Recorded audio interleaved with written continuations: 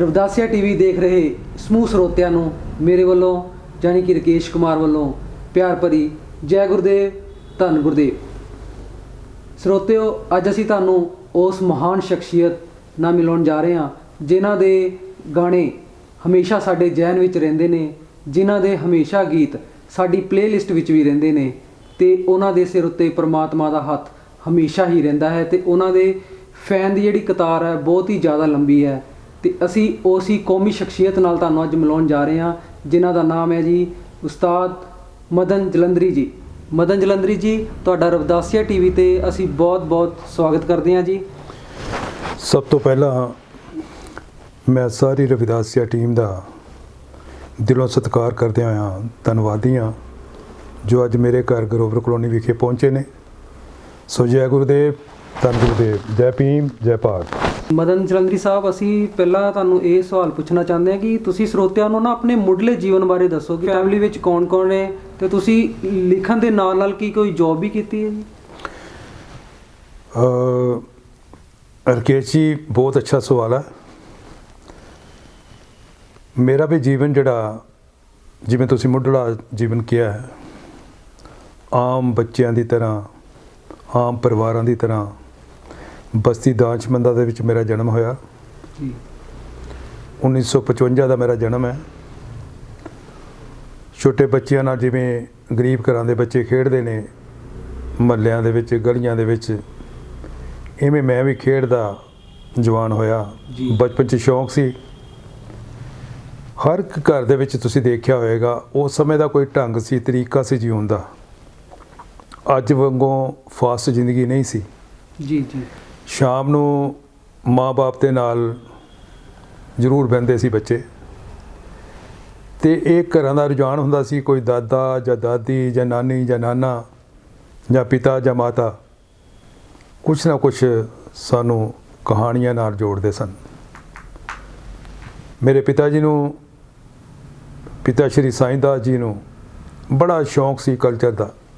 Punjabi culture ਦੇ ਵਿੱਚ ਉਹ, ਜੇ ਉਸ ਸਮੇਂ ਉਹ ਕਮਰਸ਼ੀਅਲ ਹੁੰਦੇ ਤਾਂ ਸ਼ਾਇਦ ਬੜਾ ਵੱਡਾ ਨਾਮ ਹੁੰਦੇ, ਕਿਉਂਕਿ ਉਹਨਾਂ ਕੋਲ ਬੜੀ ਵੋਕੈਬਲਰੀ ਸੀ ਜੀ। ਬਹੁਤ ਸਾਰੀਆਂ ਜਿਹੜੀਆਂ ਲੱਛੇਦਾਰ ਕਹਾਣੀਆਂ, ਰਾਜਾ ਰਸਾਲੂ, ਰਾਣੀ ਕੋਕਲਾ ਜੀ, ਰੂਪ ਬਸੰਤ, ਇਹ ਸਾਰੇ ਜਿੰਨੇ ਕਿੱਸੇ ਸਨ, ਵਾਰਿਸ ਸ਼ਾਹ, ਬੜੀ ਸੋਹਣੀਆਂ ਲਾਈਨਾਂ ਦੇ ਵਿੱਚ ਉਹ ਪਰੋਂਦੇ ਹੁੰਦੇ ਸੀ। ਉਹਨਾਂ ਨੂੰ ਗੱਲਾਂ ਯਾਦ ਸਨ, ਲਾਈਨਾਂ ਯਾਦ ਸਨ। ਸ਼ਾਹ ਹੁਸੈਨ, ਇਹ ਸਾਰੇ ਜਿਹੜੇ ਦਇਆ ਸਿੰਘ ਆਰਫ, ਉਹਨਾਂ ਦੇ ਮੂੰਹੋਂ ਮੈਂ ਸੁਣਦਾ ਰਿਹਾ ਜੀ। ਅਤੇ ਰਾਤੀ ਕਹਾਣੀਆਂ ਸੁਣਦਿਆਂ ਨੀਂਦ ਆ ਜਾਣੀ ਅਤੇ ਸੌਂ ਜਾਣਾ। ਦੂਸਰੇ ਦਿਨ ਲਾਮਾ ਹੋਣਾ, ਜੇ ਕਹਾਣੀ ਸੁਣਨੀ ਹੈ ਤਾਂ ਤੂੰ ਸੌਂ ਜਾਣਾ, ਪਹਿਲੇ ਇਹ ਦੱਸ ਮੈਂ ਕੱਲ੍ਹ ਕਿੱਥੋਂ ਛੱਡੀ ਸੀ। ਫਿਰ ਉਹਨਾਂ ਨੂੰ ਦੱਸਣਾ ਜਿੰਨੇ ਕੁ ਯਾਦ ਹੁੰਦੀ ਸੀ। ਕਈ ਵਾਰੀ ਉਹਨਾਂ ਨੇ ਹੱਸ ਦੇਣਾ, ਪਰ ਨਹੀਂ ਇੱਥੋਂ ਛੱਡੀ ਸੀ, ਅਤੇ ਕਈ ਵਾਰੀ ਸਹੀ ਜਵਾਬ ਦੇ ਦੇਣਾ, ਅਤੇ ਫਿਰ ਨਵੀਂ ਕਹਾਣੀ ਸੁਣਨੀ ਮਿਲਣੀ। ਜਾਣੀ ਕਿ ਉਹਨਾਂ ਨੇ ਪਹਿਲਾਂ ਪੁੱਛਣਾ, ਜੇ ਤਾਂ ਤੁਹਾਡੇ ਮਾਈਂਡ 'ਚ ਹੈਗੀ ਤੇ ਠੀਕ ਹੈ, ਤੇ ਤੁਹਾਨੂੰ ਜਿੱਦਾਂ ਕਿ ਆਪਾਂ ਅੱਜ ਕੱਲ੍ਹ ਕਹਿ ਲਈਏ ਕਿ ਚੀਜ਼ੀ ਦਾ ਵੀ ਲਾਲਚ ਕਹਿ ਸਕਦੇ ਹਾਂ ਆਪਾਂ। ਚੀਜ਼ੀ ਦਾ ਲਾਲਚ ਇਹ ਹੁੰਦਾ ਸੀ ਕਿ ਛੋਟੇ ਹੁੰਦਿਆਂ ਦੁਕਾਨਾਂ 'ਤੇ ਜਾਣਾ, ਕੋਈ ਚੀਜ਼ ਲੈਣੀ, ਅਤੇ ਉਹ 'ਚ ਟਗਾ ਧੇਲੀ ਜਿਹੜੀ ਆਪਣੀ ਵੀ ਹੁੰਦੀ ਸੀ ਜੀ। ਵੀ ਆਹ ਚੀਜ਼ ਲੈ ਅਤੇ ਵਿੱਚੋਂ ਆਹ ਚੀਜ਼ ਲੈ ਲੈਣੀ। ਪਰ ਇੱਦਾਂ ਹੀ ਜਿਵੇਂ ਆਮ ਘਰਾਂ ਦੇ ਬੱਚੇ ਕਰਦੇ ਸਨ। ਅਤੇ ਉਹ ਮੈਂ ਸਨਾਤਨ ਸਕੂਲ ਦੇ ਵਿੱਚ ਬਸਤੀ ਦਾਨਚਮੰਦਾ ਅੱਡੇ ਦੇ ਉੱਤੇ ਸਕੂਲ ਸੀ ਪ੍ਰਾਇਮਰੀ ਜੀ, ਉੱਥੇ ਪੜ੍ਹਦਾ ਸੀ। ਉੱਥੋਂ ਇਵੇਂ ਜੀਵਨ ਚੱਲਦਾ ਰਿਹਾ। ਫਿਰ ਸਨਾਤਨ ਸਕੂਲ ਜਿਹੜਾ DSSD ਹਾਈ ਸਕੂਲ ਬਸੀ 9, ਜਦੋਂ 5ਵੀਂ 'ਚ ਗਏ ਅਤੇ 7ਵੀਂ 8ਵੀਂ 'ਚ ਮੈਨੂੰ ਮਾੜੇ ਮੋਟੇ ਮੈਂ ਇਹ ਤੁੱਕੇ ਜਿਹੇ ਮਾਰ ਲੈਂਦਾ ਹੁੰਦਾ ਸੀ ਗੀਤਾਂ ਦੇ। ਅੱਛਾ ਜੀ। ਬਈ ਮੇਰੇ ਨਾਲ ਜਿਹੜੇ ਸਾਥੀ ਮਦਨ ਮੱਧੂ, ਸੁਖਦੇਵ ਥਾਪਾ, ਇੰਦਰਜੀਤ, ਇਹ ਸਾਥੀ ਅਸੀਂ ਸਾਰੇ ਬਸਤੀ 9 'ਚ ਸਕੂਲ 'ਚ ਜਾਂਦੇ ਹੁੰਦੇ ਸੀ। ਅਤੇ ਰਸਤੇ ਦੇ ਵਿੱਚ ਅਸੀਂ ਕੋਈ ਗੁਣਗੁਣਾਨ ਦੇ ਜਾਣਾ, ਕੋਈ ਟੱਪੇ ਜਿਹੇ ਲਿਖ ਲੈਂਦਾ ਸੀ ਮੈਂ ਉਹਨਾਂ ਦਿਨਾਂ 'ਚ ਜੀ।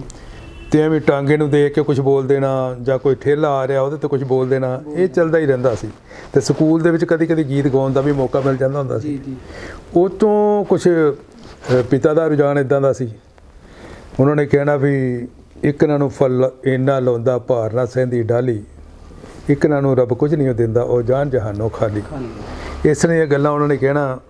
ਵੱਡੀ ਮਾਂ ਬਰਾਬਰ ਜਾਨੀ ਹੈ ਜੀ ਤੇ ਭੈਣ ਬਰਾਬਰ ਛੋਟੜੀ ਨੂੰ, ਜਤੀ ਸਤੀ ਨਿਮਾਣਿਆ ਹੋ ਰਹੀ ਹੈ ਲੱਗੇ ਦਾਗ ਨਾ ਇਸ ਲੰਗੋਟੜੀ ਨੂੰ। ਇੱਦਾਂ ਦੀਆਂ ਗੱਲਾਂ ਉਹਨਾਂ ਦੇ ਮੂੰਹੋਂ ਸੁਣਦੇ ਰਹੇ ਹਾਂ ਤੇ ਬੜਾ ਦਿਲ ਨੂੰ ਸਕੂਨ ਜਿਹਾ ਹੋਣਾ, ਯਾਰ ਇਹ ਧੰਨ ਲੋਕ ਨੇ ਜਿਨ੍ਹਾਂ ਨੇ ਇਹ ਗੱਲਾਂ ਲਿਖੀਆਂ ਨੇ।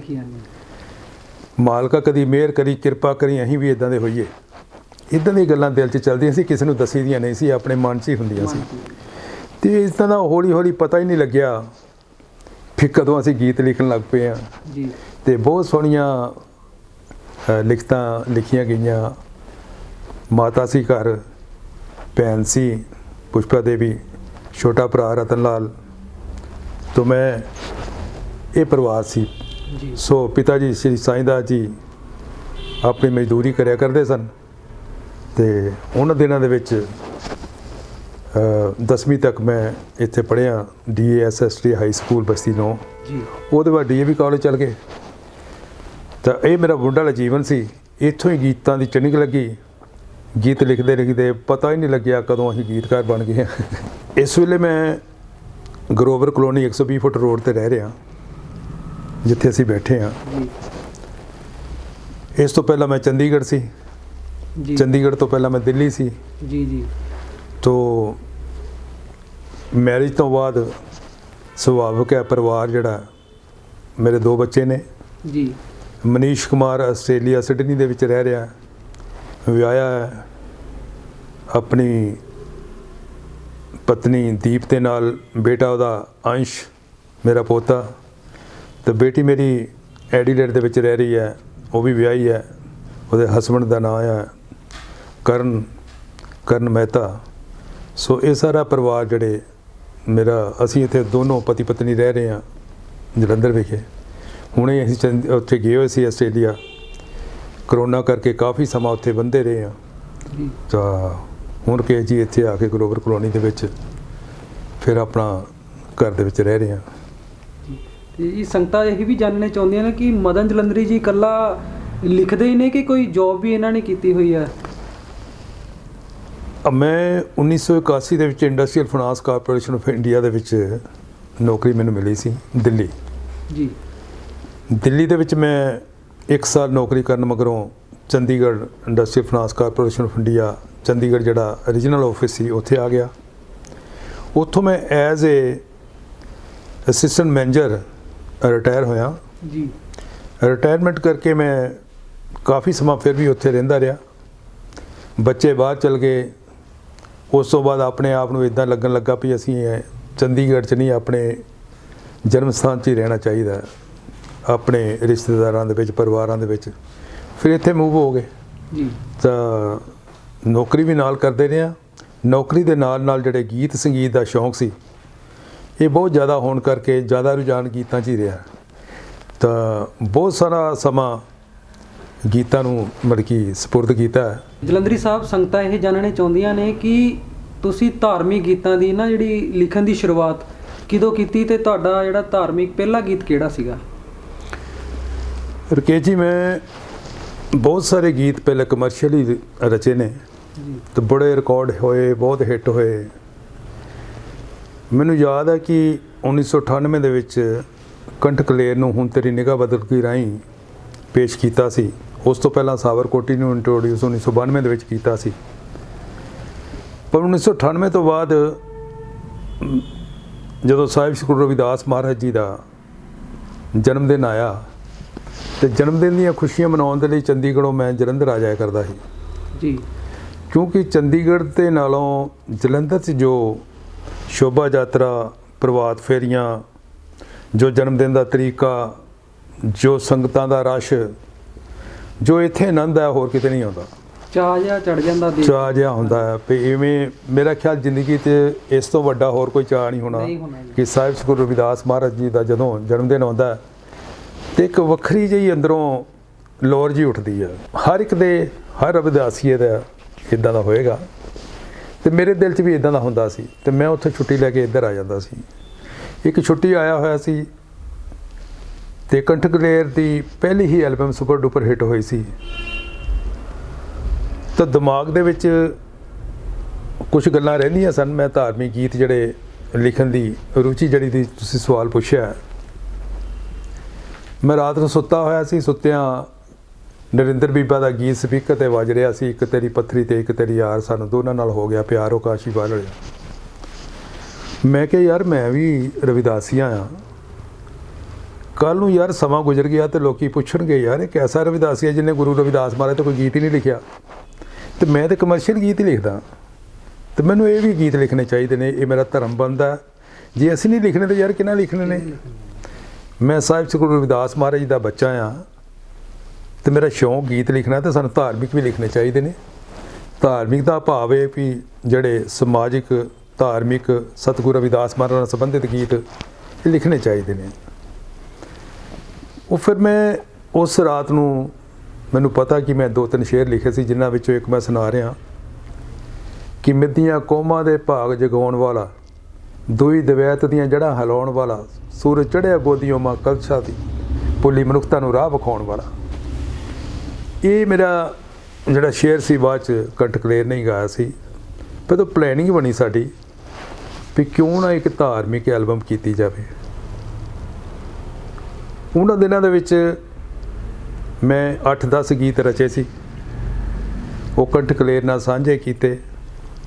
ਮੈਨੂੰ ਯਾਦ ਹੈ ਕਿ ਪ੍ਰਭਾਤ ਫੇਰੀਆਂ 'ਤੇ ਅਸੀਂ ਜਦੋਂ ਗੀਤ ਵੱਜਣੇ, ਕੋਈ ਚੱਲਣੇ, ਭੈਣਾਂ ਮਤਾਵਾਂ ਨੇ ਗਾਣੇ, ਅਸੀਂ ਵੀ ਖੇਸੀ ਦੀ ਬੁੱਕਲ ਮਾਰੀ ਹੁੰਦੀ ਸੀ, ਪਿੱਛੇ ਪਿੱਛੇ ਜਾ ਰਹੇ ਹੁੰਦੇ ਸੀ, ਤੇ ਉਹ ਸੁਣਨੇ ਤੇ ਦਿਲ ਕਰਦਾ ਸੀ ਮੇਰਾ ਵੀ ਗੀਤ ਕੋਈ ਇਵੇਂ ਗਾਏ। ਪਰ ਉਦੋਂ ਤੱਕ ਮੇਰੀ ਕੋਈ ਐਲਬਮ ਰਿਕਾਰਡ ਨਹੀਂ ਸੀ ਹੋਈ।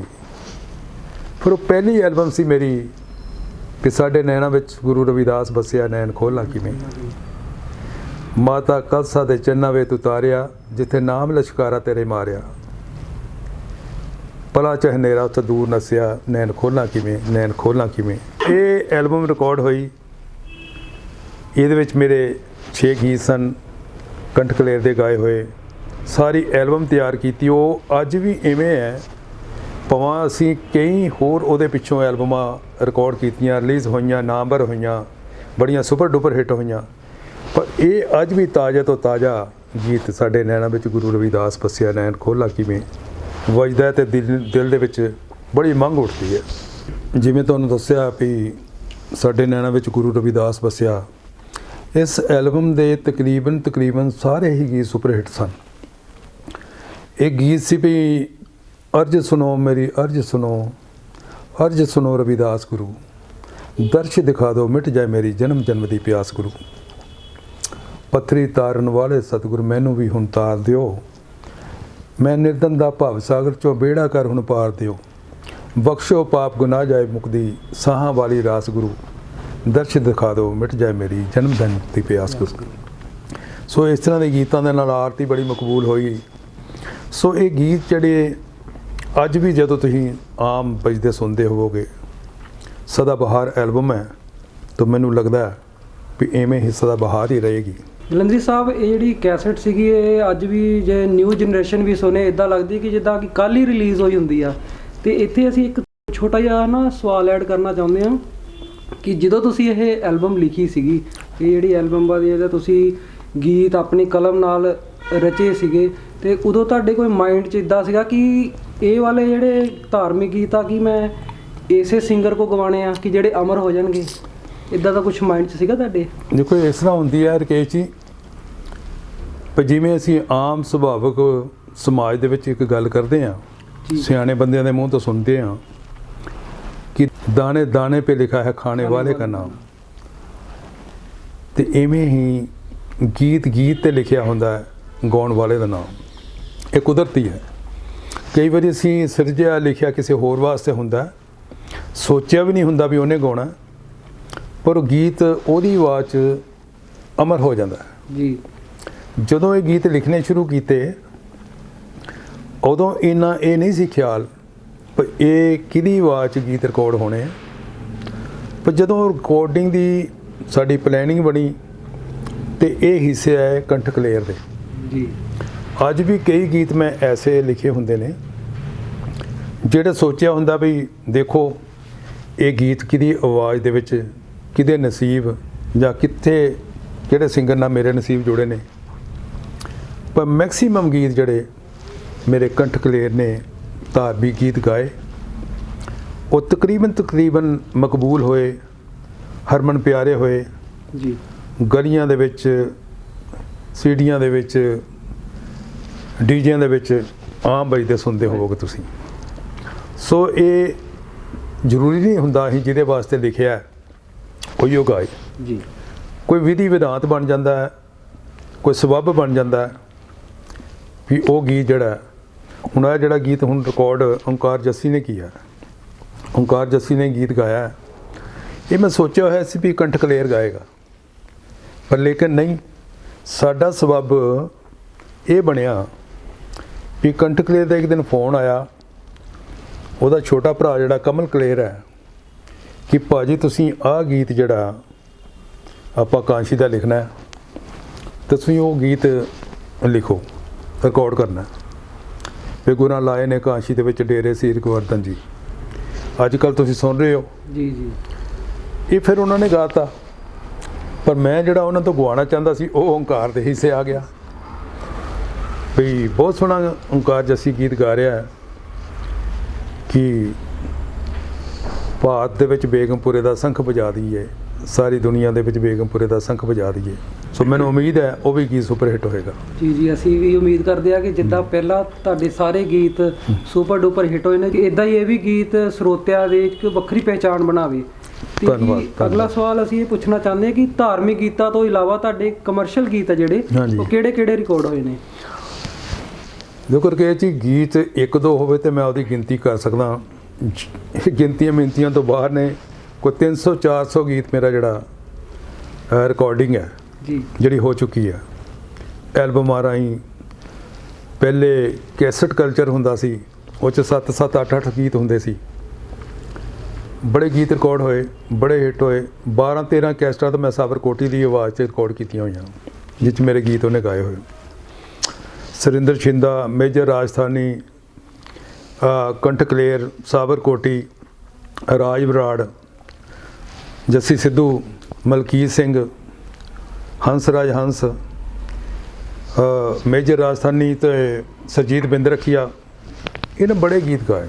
ਜੀ ਜੀ। ਜੱਸੀ ਸਿੱਧੂ ਜੀ ਤੋਂ ਯਾਦ ਆਇਆ ਕਿ ਜਲੰਧਰੀ ਸਾਹਿਬ ਦਾ ਇੱਕ ਨਾ ਬਹੁਤ ਹੀ ਪਿਆਰਾ ਗੀਤ ਹੈ ਚੰਡੀਗੜ੍ਹ ਕਰੇ ਆਸ਼ਕੀ, ਜਿਹੜਾ ਕਿ ਬਾਲੀਵੁੱਡ ਫਿਲਮ ਦਾ ਟਾਈਟਲ Song ਵੀ ਆ, ਤੇ ਉਹ ਅੱਜ ਕੱਲ੍ਹ ਸਰੋਤਿਆਂ ਦੀ ਇੱਕ ਵੱਖਰੀ ਪਹਿਚਾਣ ਬਣ ਚੁੱਕਾ ਹੈ ਜੀ। ਇਹ 1999 ਦੇ ਵਿੱਚ ਮੇਰੇ ਕੋਲ ਉਹਨਾਂ ਨੇ ਗੀਤ ਲਿਆ ਸੀ। ਜੀ ਜੀ ਜੀ ਉਹਦੇ ਬਾਅਦ ਰਿਕਾਰਡਿੰਗ ਹੋਈ ਸੀ ਜੀ। ਤੇ ਇਹ ਪਹਿਲਾਂ ਵੀ ਗੀਤ ਜਿਹੜਾ ਆ ਚੁੱਕਾ ਸੀ, ਜੀ ਜੀ ਪਰ ਜੱਸੀ ਸਿੱਧੂ ਨੇ ਇਹਨੂੰ ਸੁਪਰ ਹਿੱਟ ਗੀਤ ਕੀਤਾ, ਜੀ ਜੀ। ਹਰਮਨ ਪਿਆਰਾ ਗੀਤ ਹੋਇਆ। ਔਰ ਜੱਸੀ ਸਿੱਧੂ ਦੀ ਆਵਾਜ਼ ਦੇ ਵਿੱਚ ਹੀ ਹੁਣ ਫਿਲਮ ਜਿਹੜੀ ਆਈ ਹੈ ਚੰਡੀਗੜ੍ਹ ਕਰੇ ਆਸ਼ਕੀ, ਆਯੁਸ਼ਮਾਨ ਖੁਰਾਨਾ ਉਹਦਾ ਹੀਰੋ ਹੈ, ਬਾਣੀ ਕਪੂਰ ਉਹਦੀ ਹੀਰੋਇਨ ਹੈ, ਉਹਦੇ 'ਚ ਵੀ ਇਹ ਟਾਈਟਲ Song ਹੈ। ਜੀ ਜੀ ਤੇ ਜੱਸੀ ਸਿੱਧੂ ਦੇ ਨਾਲ ਹੋਰ ਸਾਥੀਆਂ ਨੇ ਗਾਇਆ ਹੈ ਜੀ ਜੀ ਤੇ ਬਹੁਤ ਮਕਬੂਲ ਗੀਤ ਹੈ। ਜੀ ਜੀ, ਬਹੁਤ ਹੀ ਜ਼ਿਆਦਾ ਮਕਬੂਲ ਗੀਤ ਹੈ ਚੰਡੀਗੜ੍ਹ ਕਰੇ ਆਸ਼ਕੀ। ਇੱਥੋਂ ਲੱਗਦਾ ਕਿ ਜਿੱਦਾਂ ਨਾ ਜਲੰਧਰੀ ਸਾਹਿਬ ਨੇ ਬਾਲੀਵੁੱਡ ਵਿੱਚ ਵੀ ਨਾ ਐਂਟਰੀ ਮਾਰ ਦਿੱਤੀ ਆ ਹੁਣ, ਕਿ ਉੱਥੇ ਵੀ ਕੋਈ ਗੀਤ ਜਿੱਦਾਂ ਆਉਣਗੇ ਕਿ ਜਿਹੜੇ ਬਹੁਤ ਹੀ ਜ਼ਿਆਦਾ ਅਮਰ ਹੋਣ ਵਾਲੇ ਆ। ਕਿ ਬਾਲੀਵੁੱਡ ਤੋਂ ਇਲਾਵਾ ਜਿੱਦਾਂ ਪੁਰਾਣੀਆਂ ਫਿਲਮਾਂ, ਪੰਜਾਬੀ ਫਿਲਮਾਂ ਸੀਗੀਆਂ, ਉਹਦੇ ਵਿੱਚ ਵੀ ਤੁਹਾਡੇ ਕਈ ਗੀਤ ਆਏ ਜੀ? ਹਾਂਜੀ ਰਕੇਸ਼ ਜੀ, ਤਬਾਹੀ, ਧੀ ਜੱਟ ਦੀ, ਜੱਟ ਜੋਧੇ ਜੀ, ਇਹਨਾਂ ਵਿੱਚ ਬਲੈਤੀ ਜੱਟ, ਇਹਨਾਂ ਫਿਲਮਾਂ ਵਿੱਚ ਵੀ ਮੇਰੇ ਗੀਤ ਆਏ ਨੇ। ਕੋਈ ਉਸ ਟਾਈਮ ਦਾ ਕੋਈ ਮਤਲਬ ਕਿ ਹਿੱਟ ਗੀਤ ਰਿਹਾ ਹੋਵੇ? ਇੱਕ ਧੀ ਜੱਟ ਦੀ ਫਿਲਮ ਆਈ ਸੀ, ਉਹਦੇ ਵਿੱਚ ਸਰਜੀਤ ਬਿੰਦ ਰੱਖੀਏ ਨੇ ਗਾਇਆ ਸੀ ਗੀਤ, ਮੈਂ ਅਣਖੀ ਧੀ ਪੰਜਾਬ ਦੀ ਕੋਈ ਜਾਵੇ ਕਿਵੇਂ ਬੰਗਾਰ, ਜਿਹੜਾ ਵੇਖੇ ਕਹਿਰੀ ਆਖਣਾ ਉਹਦੇ ਕਰਦਾ ਝੱਟ ਲੰਗਾਰ, ਮੇਰੀ ਖੂਨ ਰਗਾਂ ਵਿੱਚ ਕੌਮ ਦਾ ਜਿਹੜੀ ਮੌਤ ਨੂੰ ਦਵੇ ਡਰਾ, ਦੀਨ ਧਰਮ ਲਈ ਖੋਪਲੇ ਲਵੇ ਬੰਦ ਕਟਵਾ, ਪਰ ਈਨ ਨਾ ਮੰਨੇ ਕਿਸੇ ਦੀ ਤੋੜੇ ਵੈਰੀ ਦਾ ਹੰਕਾਰ, ਮੈਂ ਅਣਖੀ ਧੀ ਪੰਜਾਬ ਦੀ ਕੋਈ ਜਾਵੇ ਕਿਵੇਂ ਬੰਗਾਰ। ਇਹ ਗੀਤ ਲਿਖਿਆ ਸੀ ਤੇ ਸਰਜੀਤ ਬਿੰਦ ਰੱਖੀਏ ਨੇ ਗਾਇਆ ਸੀ, ਉਪਾਸਨਾ ਸਿੰਘ ਤੇ ਫਿਲਮਾਇਆ ਸੀ। ਹਾਂਜੀ, ਜਲੰਧਰੀ ਸਾਹਿਬ ਜਿੱਦਾਂ ਕਿ ਤੁਸੀਂ ਦੱਸਿਆ ਕਿ ਤੁਹਾਡੇ ਪਿਤਾ ਜੀ ਕਿਸੇ ਕਹਾਣੀਆਂ ਬਹੁਤ ਹੀ ਜ਼ਿਆਦਾ ਲਿਖਦੇ ਸੀਗੇ, ਕਿ ਤੁਸੀਂ ਕੋਈ ਇੱਦਾਂ ਦੀ ਤੁਹਾਡੀ ਕੋਈ ਯਾਦ ਹੋਵੇ ਜਿਹੜੀ ਤੁਸੀਂ ਦਰਸ਼ਕਾਂ ਨਾਲ ਸਾਂਝੀ ਕਰਨਾ ਚਾਹੁੰਦੇ ਹੋਵੋ? ਕਿ ਜਿੱਦਾਂ ਕਿ ਆਪਾਂ ਇੰਟਰਵਿਊ ਤੋਂ ਪਹਿਲਾਂ ਡਿਸਕਸ ਕਰ ਰਹੇ ਸੀ ਕਿ ਤੁਸੀਂ ਛੋਟੇ ਹੁੰਦੇ ਹੀ ਗੁਰਦਾਸ ਮਹਾਰਾਜ ਦੇ ਪ੍ਰਤੀ ਬਹੁਤ ਹੀ ਜਾਗਰੂਕ ਸੀਗੇ, ਉਹਨਾਂ ਦੇ ਬਾਰੇ ਕੁਝ ਜਿੱਦਾਂ ਲਿਖਣਾ ਕਿ ਮੇਰਾ ਵੀ ਗੀਤ ਚੱਲੇ, ਕਿ ਲੋਕੀ ਗਾਣ, ਕਿ ਇਦਾਂ ਕੁਝ ਮਤਲਬ ਕਿ ਜਿੱਦਾਂ ਤੁਹਾਡੇ ਪਿਤਾ ਜੀ ਤੋਂ ਤੁਹਾਨੂੰ ਕਹਿ ਸਕਦੇ ਕਿ ਪ੍ਰੇਰਨਾ ਮਿਲੀ ਆ, ਕੁਝ ਇਦਾਂ ਦੀ ਤੁਸੀਂ ਯਾਦ ਸਾਡੇ ਦਰਸ਼ਕਾਂ ਨਾਲ ਸਾਂਝੀ ਕਰਨਾ ਚਾਹੁੰਦੇ ਹੋ? ਦੇਖੋ, ਸਮਾਂ ਸੀ ਕਿ ਅਸੀਂ ਅਜੇ ਸੁੱਤੇ ਹੁੰਦੇ ਸੀ ਤੇ ਪਿਤਾ ਜੀ ਉੱਠ ਕੇ ਸਵੇਰੇ ਕਟੜਾ ਮਹੱਲਾ ਬਸਤੀ ਦਾਨਸ਼ਮੰਦਾ ਮੰਦਿਰ ਸ਼੍ਰੀ ਗੁਰੂ ਰਵਿਦਾਸ ਉਹਦੇ ਜਾਇਆ ਕਰਦੇ ਸੀ ਜੀ। ਤੇ ਜਦੋਂ ਉੱਥੋਂ ਵਾਪਸ ਆਉਂਦੇ ਸੀ ਤੇ ਸਾਨੂੰ ਉਠਾ ਕੇ ਪ੍ਰਸ਼ਾਦ ਦੇਣਾ। ਤੇ ਪਾਪਾ ਜੀ ਬਹੁਤ ਭਜਨ ਗਾਇਆ ਕਰਦੇ ਸੀ। ਬਰਸਾਤ ਹੋਣੀ ਕਈ ਵਾਰੀ ਤੇ ਸਵੇਰੇ ਲੇਟ ਹੋ ਜਾਣਾ ਉਹਨਾਂ ਮੰਦਿਰ ਜਾਣ ਤੋਂ, ਵੇਟ ਕਰਨੀ ਪਈ ਬਰਸਾਤ ਰੁਕੇਗੀ ਤਾਂ ਮੰਦਿਰ ਜਾਵਾਂਗਾ। ਇੰਨੀ ਦੇਰ ਉਹਨਾਂ ਭਜਨ ਗਾਉਂਦੇ ਰਹਿਣਾ।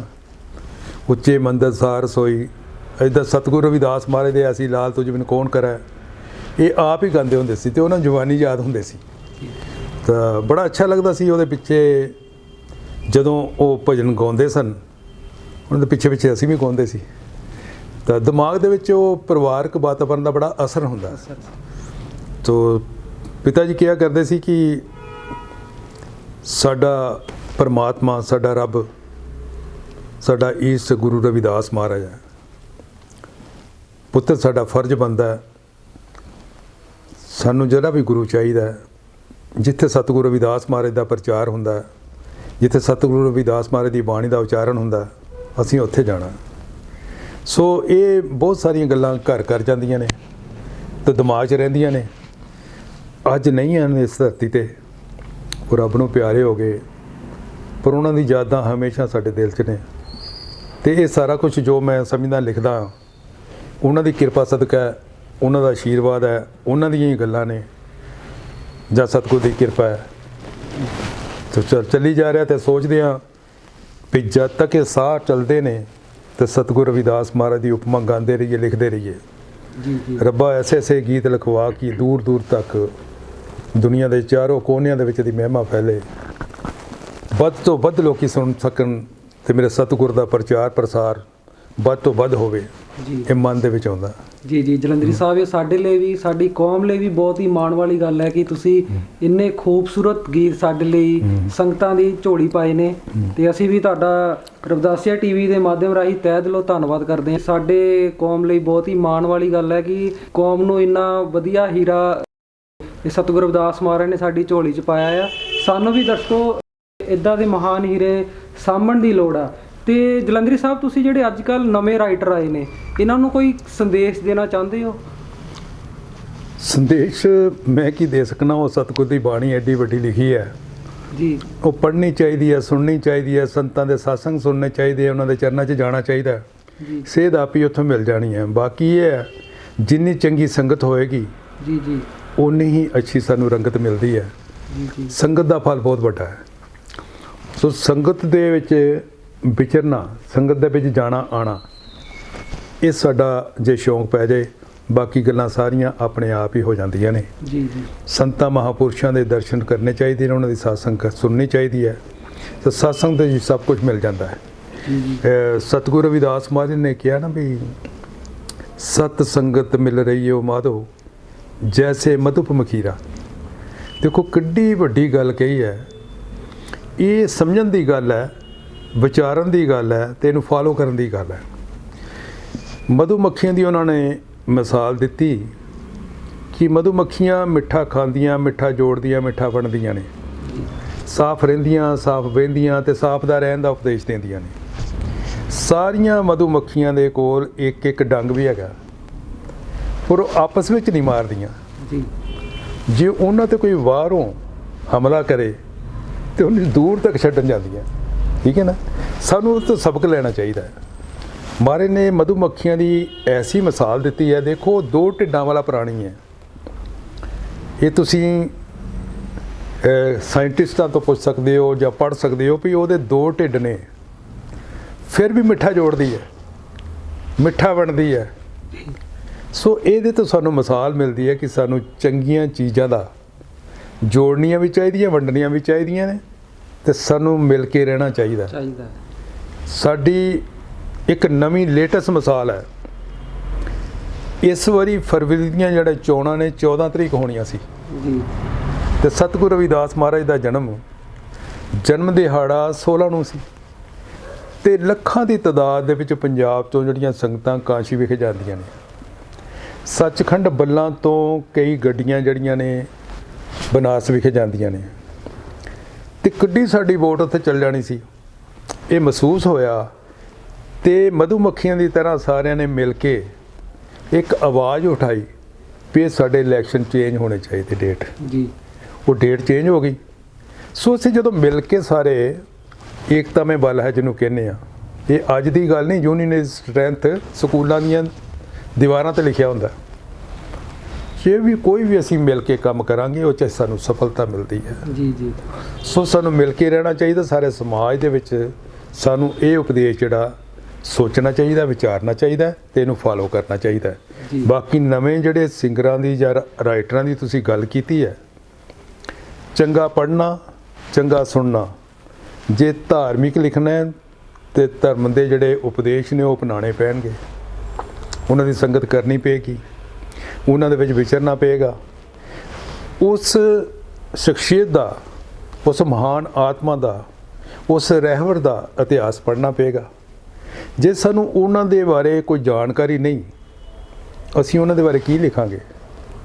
ਸੋ ਉਹਨਾਂ ਦੀਆਂ ਜਿਹੜੀਆਂ ਕਰਾਮਾਤਾਂ ਨੇ, ਉਹਨਾਂ ਦਾ ਜੀਵਨ ਹੈ, ਉਹਨੂੰ ਸਾਨੂੰ ਵਿਚਾਰਨਾ ਪਏਗਾ, ਪੜ੍ਹਨਾ ਪਏਗਾ, ਉਹ ਢਾਲਣਾ ਪਏਗਾ। ਸੰਤ ਸਮਾਜ ਦੇ ਵਿੱਚ ਸਤਸੰਗ ਰਾਹੀਂ ਉਪਦੇਸ਼ ਦੇ ਰਹੇ ਨੇ। ਇਹ ਗੀਤਕਾਰਾਂ ਦਾ, ਸੰਗੀਤਕਾਰਾਂ ਦਾ, ਗਾਇਕਾਂ ਦਾ ਵੀ ਬੜਾ ਵੱਡਾ ਯੋਗਦਾਨ ਹੈ ਸਮਾਜ ਦੇ ਵਿੱਚ, ਜਿਹੜੇ ਕਿ ਸਤਿਗੁਰ ਦੀ ਮਹਿਮਾ ਦਾ ਪ੍ਰਚਾਰ ਪ੍ਰਸਾਰ ਕਰ ਰਹੇ ਨੇ। ਇਹਨਾਂ ਦਾ ਵੀ ਸਤਿਕਾਰ ਉਵੇਂ ਹੀ ਹੋਣਾ ਚਾਹੀਦਾ ਜਿਵੇਂ ਸਾਨੂੰ ਧਾਰਮਿਕ ਸਥਾਨਾਂ ਨੂੰ ਕਰਨਾ ਚਾਹੀਦਾ, ਕਿਉਂਕਿ ਬਹੁਤ ਸਾਰੇ ਜਿਹੜੇ ਚਾਹੁੰਦੇ ਨੇ ਕਰਨਾ, ਪਰ ਕਿਸੇ ਨਾ ਕਿਸੇ ਕਾਰਨ ਵਿੱਚ ਉਹਨਾਂ 'ਚ ਕੋਈ ਕਮੀ ਪੇਸ਼ੀ ਰਹਿ ਜਾਂਦੀ ਹੈ। ਕੋਈ ਤੁਸੀਂ ਦੇਖਦੇ ਹੋ ਹਰ ਇੱਕ ਆਦਮੀ ਜਿਹੜਾ ਸਮਾਜ ਦੇ ਵਿੱਚ, ਕਿਸੇ ਨੂੰ ਰੋਟੀ ਦੀ ਚਿੰਤਾ ਹੈ, ਕਿਸੇ ਨੂੰ ਪਰਿਵਾਰ ਦੀ ਪੜ੍ਹਾਈ ਦੀ ਚਿੰਤਾ ਹੈ, ਕਿਸੇ ਨੂੰ ਆਪਣੇ ਜੀਵਨ ਦੀ ਚਿੰਤਾ ਹੈ। ਸੋ ਉਹਨਾਂ ਦੇ ਵਾਸਤੇ ਉਹਨੂੰ ਸੁਰੱਖਿਅਤ ਜਦ ਤੱਕ ਮਹਿਸੂਸ ਨਹੀਂ ਕਰਦਾ ਤੇ ਸੋਹਣੀ ਤਰ੍ਹਾਂ ਸੇਵਾ ਵੀ ਨਹੀਂ ਕਰ ਸਕਦਾ। ਉਹਦੇ 'ਚ ਸਾਡੇ ਧਾਰਮਿਕ ਸਥਾਨਾਂ ਦਾ ਵੀ ਫਰਜ਼ ਬਣਦਾ ਹੈ ਵੀ ਜਿਹੜੇ ਸਤਿਗੁਰ ਦੀ ਮਹਿਮਾ ਗਾਉਂਦੇ ਨੇ, ਲਿਖਦੇ ਨੇ, ਇਹਨਾਂ ਨੂੰ ਸ਼ਾਬਾਸ਼ ਦੇਣੀ, ਇਹਨਾਂ ਨੂੰ ਪਿਆਰ ਦੇਣਾ, ਸਤਿਕਾਰ ਦੇਣਾ, ਸਨਮਾਨ ਕਰਨਾ, ਤਾਂ ਕਿ ਉਹ ਵੀ ਆਪਣੇ ਆਪ ਨੂੰ ਥੋੜ੍ਹਾ ਇਹ ਮਹਿਸੂਸ ਕਰ ਸਕਣ ਵੀ ਅਸੀਂ ਜਿਨ੍ਹਾਂ ਦੀ ਸ਼ਰਨ ਦੇ ਵਿੱਚ ਬੈਠੇ ਹਾਂ ਉਹਨਾਂ ਦਾ ਸਾਡੇ ਵੱਲ ਧਿਆਨ ਹੈ। ਜੇ ਅਸੀਂ ਇਹਨਾਂ ਚੀਜ਼ਾਂ ਦੇ ਵੱਲ ਕੰਮ ਕਰਾਂਗੇ, ਸਾਡਾ ਪ੍ਰਚਾਰ ਪ੍ਰਸਾਰ ਹੋਰ ਵੱਧ ਜਾਏਗਾ। ਡਾਕਟਰ ਭੀਮ ਰਾਓ ਅੰਬੇਦਕਰ ਸਾਹਿਬ ਨੇ ਇੱਕ ਵਾਰੀ ਆਖਿਆ ਸੀ ਕਿ ਜਿਹੜੇ ਸੰਤ ਮਹਾਪੁਰਸ਼ ਨੇ ਉਹ ਆਪਣੇ ਵਿਚਾਰਾਂ ਦੇ ਨਾਲ ਜੀਂਦੇ ਰਹਿੰਦੇ ਨੇ। ਜਦੋਂ ਸੰਤਾਂ ਮਹਾਪੁਰਸ਼ਾਂ ਦੇ ਵਿਚਾਰ ਮਰ ਜਾਂਦੇ ਨੇ, ਮਹਾਪੁਰਸ਼ ਵੀ ਮਰ ਜਾਂਦੇ ਨੇ। ਸੋ ਸਾਨੂੰ ਸੰਤਾਂ ਮਹਾਪੁਰਸ਼ਾਂ ਨੂੰ, ਆਪਣੇ ਰਹਿਬਰਾਂ ਨੂੰ ਜਿੰਦਾ ਰੱਖਣ ਦੇ ਵਾਸਤੇ ਉਹਨਾਂ ਦੇ ਵਿਚਾਰਾਂ ਦਾ ਪ੍ਰਚਾਰ ਪ੍ਰਸਾਰ ਕਰਨਾ ਹੋਏਗਾ, ਉਹਦਾ ਪਾਲਣ ਕਰਨਾ ਹੋਏਗਾ। ਜਦੋਂ ਤੱਕ ਉਹਨਾਂ ਦੇ ਪ੍ਰਚਾਰ ਪ੍ਰਸਾਰ ਕਰਦੇ ਰਹਾਂਗੇ, ਉਹਨਾਂ ਦੇ ਵਿਚਾਰ ਜਿਉਂਦੇ ਰਹਿਣਗੇ ਤੇ ਮਹਾਪੁਰਸ਼ ਵੀ ਜਿਉਂਦੇ ਰਹਿਣਗੇ। ਸੋ ਇਹ ਚੀਜ਼ਾਂ ਦਾ ਜਿਵੇਂ ਸੰਤ ਮਹਾਪੁਰਸ਼ ਆਪਣਾ ਉਪਰਾਲਾ ਕਰ ਰਹੇ ਨੇ, ਇਵੇਂ ਗੀਤਕਾਰ ਵੀ, ਇਵੇਂ ਧਾਰਮਿਕ ਲਿਖਣ ਵਾਲੇ ਤੇ ਗਾਇਕ ਵੀ ਕਰ ਰਹੇ ਨੇ, ਤੇ ਉਹਨਾਂ ਦਾ ਸਾਨੂੰ ਸਹਿਯੋਗ ਕਰਨਾ ਚਾਹੀਦਾ ਹੈ, ਸਾਨੂੰ ਪਿਆਰ ਕਰਨਾ ਚਾਹੀਦਾ ਹੈ, ਉਹਨਾਂ ਨੂੰ ਸਨਮਾਨ ਕਰਨਾ ਚਾਹੀਦਾ, ਸਤਿਕਾਰ ਦੇਣਾ ਚਾਹੀਦਾ, ਤਾਂ ਕਿ ਸਾਡਾ ਪ੍ਰਚਾਰ ਪ੍ਰਸਾਰ ਹੋਰ ਵਧੇ। ਜੀ ਜੀ ਜੀ। ਸੋ ਇਹ ਜ਼ਰੂਰੀ ਚੀਜ਼ਾਂ ਨੇ ਵੀ ਜੇ ਤੱਕ ਅਸੀਂ ਇਹ ਨਹੀਂ ਅਪਣਾਵਾਂਗੇ ਤੇ ਸਾਡੀਆਂ ਕੁਛ ਨਾ ਕੁਛ ਕਮੀਆਂ ਰਹਿ ਜਾਣਗੀਆਂ, ਜਿਹੜਾ ਸਾਡਾ ਫਿਰ ਸਮਾਜ ਹੀ ਜ਼ਿੰਮੇਦਾਰ ਹੋਏਗਾ। ਕਿਉਂਕਿ ਮੈਂ ਬਹੁਤ ਸਾਰੇ ਧਰਮਾਂ 'ਚ ਦੇਖਦਾ, ਉਹਨਾਂ ਦਾ ਇੰਨਾ ਪ੍ਰਚਾਰ ਹੈ, ਇੰਨਾ ਪ੍ਰਸਾਰ ਹੈ, ਤੁਸੀਂ ਸਵੇਰੇ 4 ਵਜੇ ਤੋਂ ਲੈ ਕੇ ਉੱਠ ਕੇ ਦੇਖਣਾ ਸ਼ੁਰੂ ਕਰ ਦਿਓ, ਸ਼ਾਮ ਤੱਕ ਪ੍ਰਚਾਰ ਪ੍ਰਸਾਰ ਟੀਵੀ ਤੇ ਮੁੱਕਦਾ ਨਹੀਂ। ਬਿਲਕੁਲ ਬਿਲਕੁਲ। ਤੇ ਸਾਡਾ ਜਿਹੜਾ ਪ੍ਰਚਾਰ ਹੈ ਉਸ ਲੈਵਲ ਤੇ ਨਹੀਂ ਪਹੁੰਚਿਆ ਜਿੰਨਾ ਹੋਣਾ ਚਾਹੀਦਾ। ਜਿੰਨੀ ਸਾਡੇ ਦਿਮਾਗ ਦੇ ਵਿੱਚ ਉਹ ਲਾਲਸਾ ਹੈ, ਉੱਥੋਂ ਤੱਕ ਨਹੀਂ ਵਧਿਆ। ਕਾਰਨ ਕੀ ਹੈ?